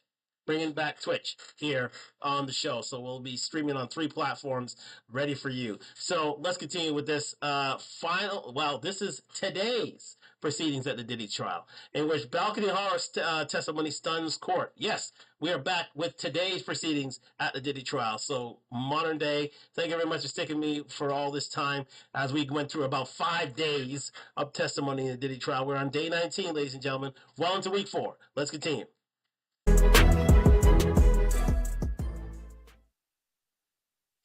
Welcome to Behind the Bar, day 19 of the Diddy trial. The prosecution continues to make their case against the disgraced rap mogul. Today, the testimony really did revolve around one witness, a woman by the name of Brianna Bongalon, and she testified to a couple things. Number one, she was hung over a balcony by Diddy. We're not quite sure what the relevance that is to the case, except to continue to give the jury the impression that this guy was capable of anything. Painting a picture for that jury, huh? And then the other really important piece of testimony, which I think you and I find very interesting, is the fact that according to Brianna's testimony, Diddy was tracking Cassie's whereabouts step by step over the course of a day with amazing precision, actually knew exactly where she was at all times. This seemed like the key piece of detail. So, as Jason said, Brianna Bongalan, she was a designer for Diddy. Sounded like someone who Diddy would hire on occasion, but not necessarily a bad boy employee in the sense that we've had previous personal assistants. But her real purpose in this trial is that she was close with Cassie. Right. They partied a lot together. A lot of the testimony was about how they did drugs together. They did cocaine and marijuana. She would buy it for Cassie. Cassie would reimburse her. She would occasionally get drugs from them. And she partied with Diddy drugs. and Cassie. She Correct. delivered drugs to Diddy. She testified. Yes. She did drugs with Diddy occasionally. Serious drugs, too. This is cocaine, ketamine, very serious party drugs. This was a phase of life where Cassie, by her own admission, was heavily into drugs. This woman was partying with her and also into drugs, although she has now apparently found some sobriety in the aftermath of this. But the key testimony that you alluded to was in 2016. Remember, March 2016 is the infamous Intercontinental Hotel beating video. That's around the springtime. In the summer of the same year, they were still friendly, and she says that they went on a shopping trip to a mall, she and Cassie. So this woman, Brianna Bongalan, and Cassie go to the mall, but apparently hadn't informed Diddy of where they were going and that they were going together. She says while they were on this trip, Diddy texted Cassie, "Where are you? Like, what are you doing now?" Sort of showing his controlling ways. And when there was an exchange between them, Diddy indicated that he knew where she had been the entire time and gave Cassie a list of the exact locations she had visited with Brianna that day, which is terrifying. So this is 2016. The iPhone is out, but Find Your Friends and things like that are not yet perfected. To my knowledge, by 2016, you were not able to track somebody's whereabouts just by following their phone. This sounds like tracking devices or cars and things a like private investigator or one of Diddy's henchmen who he had following her. That was my first take. Maybe you are right. Maybe it's a tracking device. Who knows? But he was tracking her whereabouts, and Yes. he wanted her to know, I know where you've been. And what this is painting, this is going to me towards the sex trafficking by force cause rather than the RICO case, which is more his enterprise and the past employees and the personal assistants who said they did things for him, illegal and whatnot. This goes towards painting the picture of Cassie being in a relationship that was entirely controlled. But this is post-beating. And Yes. my understanding of the post-beating is that there wasn't much of a relationship at all immediately afterwards. They rekindled what was supposed to be a friendship, turned into a sexual relationship, but that happened much later. Yeah, the final breakup being in 2018. Right. I think that this was more in sort of this interim period where Diddy really didn't have, they weren't even dating at the time. And so the fact he's exercising the control over her, following her is even more terrifying. I'm not sure how it exactly lends to the crimes he's alleged to have committed, but it's even more terrifying in that he didn't even, like, they weren't even dating at the time. He was just a crazy ex-boyfriend. Yeah, it sounds like he sort of once. So, yeah, a lot of, oh man. Brianna Bongalan brought the heat today on Diddy in that, yeah, told of his drug use, told of these freak-offs, told of the relationship with Cassie to a point where it became, well, darn near controlling, stalker-like behavior, where Diddy was tracking the whereabouts of Cassie, knew exactly where Cassie was and where was going to. There was no hiding place for Cassie. It just showed the fact that she was indeed there. She was coerced. I mean, not something necessary to the RICO case, but she could not escape Diddy's eyes and ears throughout not only the United States but around the world. And it just goes to show the sort of coercive acts Diddy employed in order to control Cassie in many ways, shapes, or forms. So very damning evidence. You would think that this was the defense would think of this as a loving relationship. However, by 2016, I think it was, the golden age was over. It was not. I think the end was near, and Diddy had engaged in allegedly very nefarious acts in order to coerce, Cassie to stay with him by any means necessary. Let's continue. You're in his clutches. He felt as though, dating or not, whether we were active, on again, off again, Cassie was a piece of property to him, that he could control her whereabouts and what she was doing. And it sounds scary. Now, what this is effective for me in front of a jury is that it's not just Cassie's testimony, because Cassie's testimony, while extremely powerful, is fraught. It's an 11-year relationship. She has to deal with the fact that she stayed with him for so long. There's a lot of nuance in what Cassie's saying. When you bring up a third party who says, I also witnessed this, doesn't that lend more power and credence to the idea that this controlling relationship was not something Cassie had in her head, but that other people could objectively observe? Well, look, I mean, how many witnesses do we need to tell the same story to get people to believe it? But I will say that on cross-examination, the defense counsel was not buying this story at all. At least that's what they were projecting. They went hard at her, and for a good reason. She has filed a $10 million civil suit against Diddy, where she has testified to a lot of this stuff and more. She testified that she was one time at a deposition, right? She was deposed? No, I think it's in her complaint. In her complaint. Okay, She filed a complaint against Diddy in a civil suit where she described an episode where she was dangled over a balcony by Diddy. She said she was at an apartment. Diddy was rapping on the door. Cassie was there as well. She ended up on the balcony trying to calm things down. He came out, lifted her up by her armpits. Her feet were dangling, sounding like Suge Knight with famously Vanilla Ice dangled over a balcony. Really terrifying stuff. Said he was in a deep, deep rage. She wasn't exactly sure what he was upset about, but that he was threatening her life at that point on a 17th floor balcony.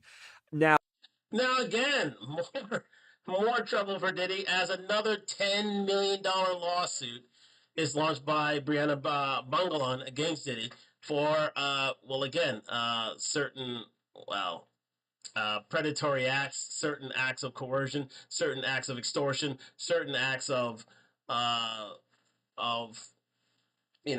assault and potential battery as well. We haven't heard the case in full yet, but I think it's still pending against Diddy. So again, it just adds fuel to the fire against Diddy. All these people are confessing to the same things, that he engaged in, indeed, bribery, in extortion, in racketeering, in arson, and all these crimes against all these predicate offenses during under the RICO statute.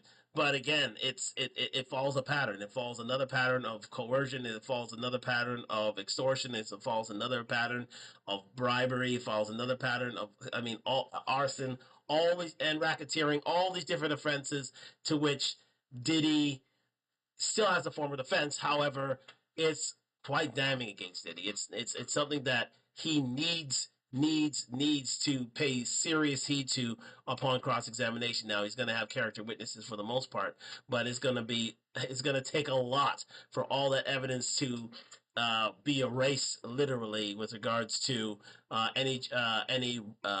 with regards to the RICO.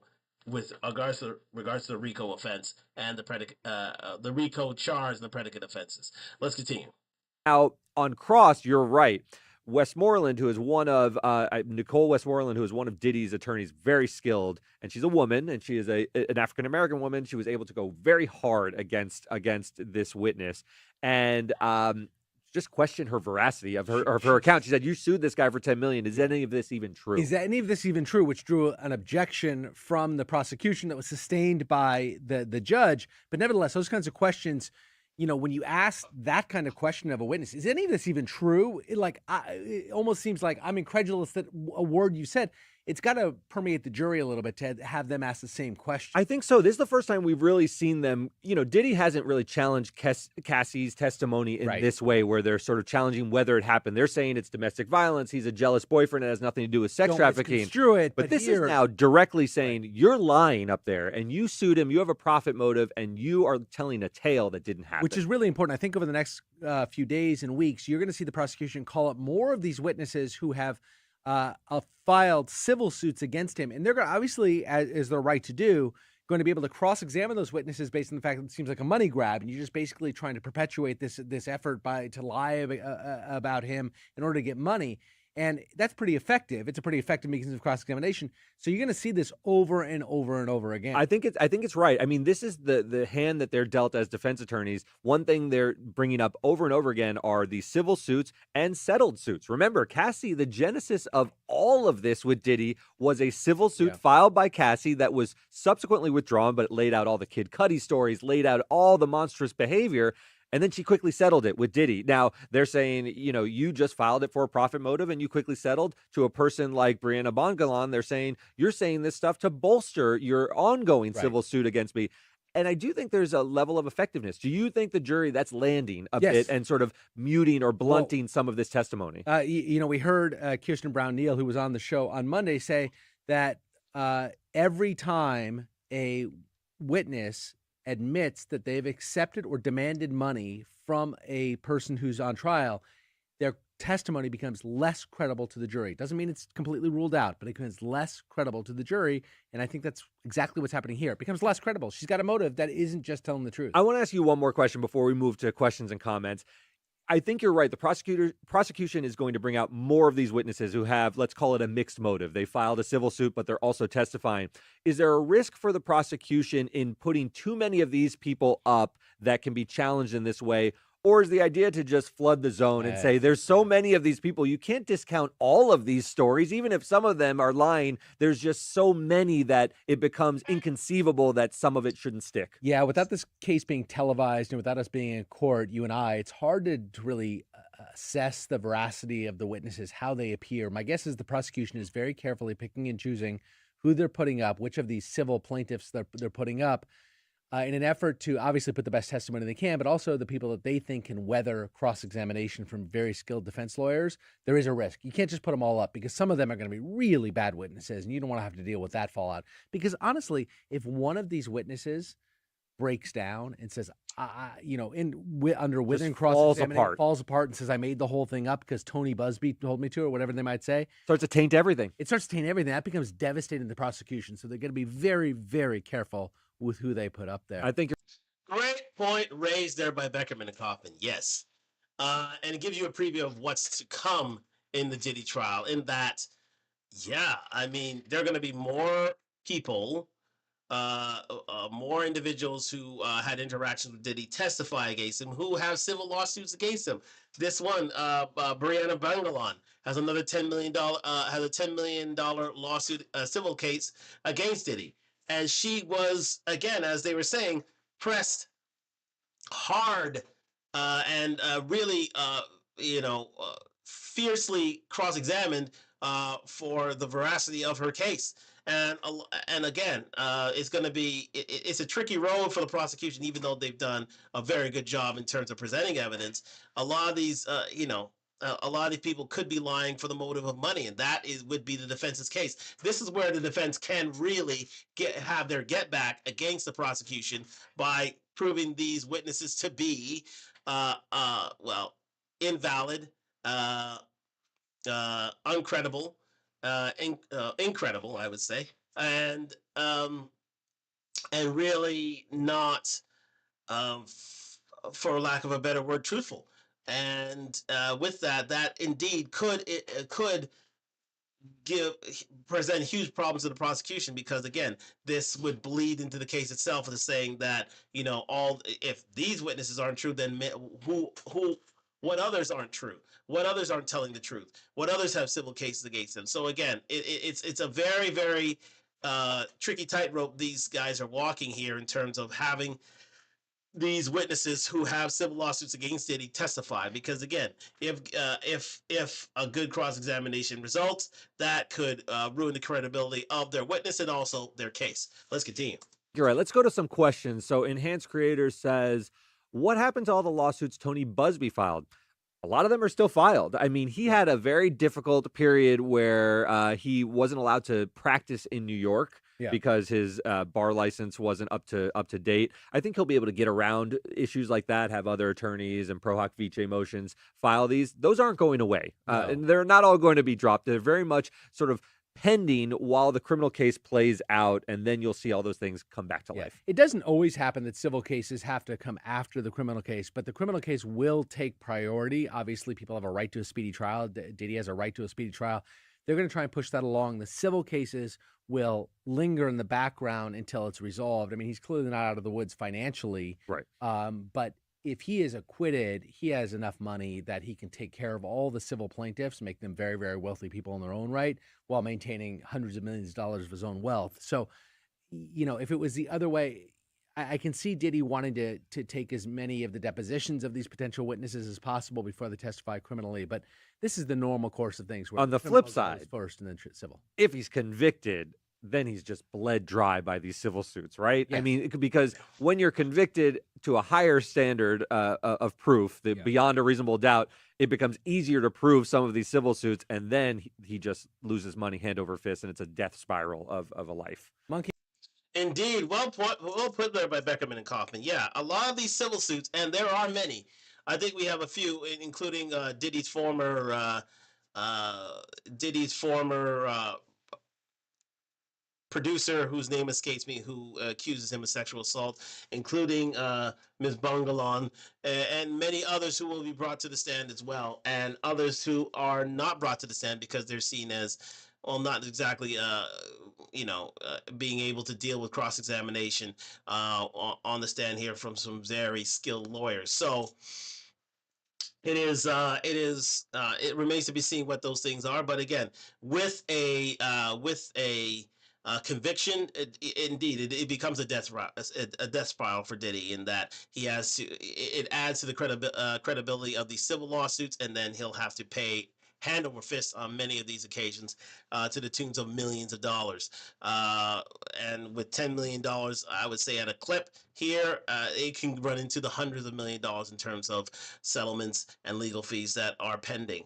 And if indeed Diddy is exonerated and is considered not guilty for this RICO charge, well, then again, he goes back to living life as normal. His life continues as Diddy, earning multi-millions of dollars, where he can settle out of court many of these civil lawsuits. But something tells me that is more of a wish than the actual reality, the latter scenario that I've explained. Let's continue. Key Man asks, sounds like this trial will probably go on for a few more weeks. I think the prosecution's estimated that they have another couple of weeks, and then we'll see about the defense at 1 to 2 weeks. Yeah, his defense attorneys say this may go past the 4th of July. I think they should be careful about sort of lingering too long. The jury is going to get restless at some point, and you don't want to upset them in that way. You want to present your case as efficiently as possible and send it to them to deliberate. Yeah, very long. It's a very lengthy prosecution. There are still many witnesses to go through here, and we haven't even reached the defense yet, because they, as we've already stated, will have probably 3 weeks of witnesses, of character witnesses on behalf of Diddy. So we are, as I said, buckle up. This is going to be a long trial in this instance. Let's continue. Yeah. Bezo Logo says, is it illegal in the U.S. to hang someone over a balcony? Not where I'm from. I don't want to be where you're from. I don't know where you're from, but I don't know what banana republic you are from. Keep me out of your town. Yes, very illegal. Yeah. Comments, Dana. Okay, so we'll leave it there, ladies and gentlemen. Thank you very much for joining me at Talk Live. We are over the 2-hour mark. And thank you very much to TMZ for bringing us up to date with regards to the Diddy trial. We have finally reached and caught up with things as of now. So again, we are left with Brianna Bangalon, who is currently going through cross-examination as we speak. It remains to be seen if she will survive said cross-examination, but from all accounts, her veracity is being tested. And with that, it depends if indeed Brianna Bangalon is seen as a credible witness, and if the defense does its job, we'll probably see a re-examination of Bangalon to see if they can get the prosecution can have some get back with regards to this witness in the case, who has again a civil lawsuit against Diddy to the tune of $10 million. So let me go back to the full screen here. Thank you very much to TMZ. and Diddy in Court Day 19, and Behind the Bar series by TMZ, doing wonderful things in YouTube streets. So let's just end this and go back to the full camera as well. Thank you very much for joining me here on Talk live on IG and YouTube. Like, subscribe, comment on the road to 1,000 subscribers. We're going to end things here. This will go up on YouTube, but we will be back tomorrow night with a new subject. If not, we'll see if we get a Diddy update, but if not, we will be moving on to other issues potentially surrounding Diddy. But if not, I will let you know. Do stay tuned for my TikTok, Instagram, and Facebook promos. All right. Thank you very much for joining me here. Talk live on IG and YouTube. We've gone past midnight, ladies and gentlemen, so we're going to cut it off here. Thank you very much for joining me, and we're going to say good night from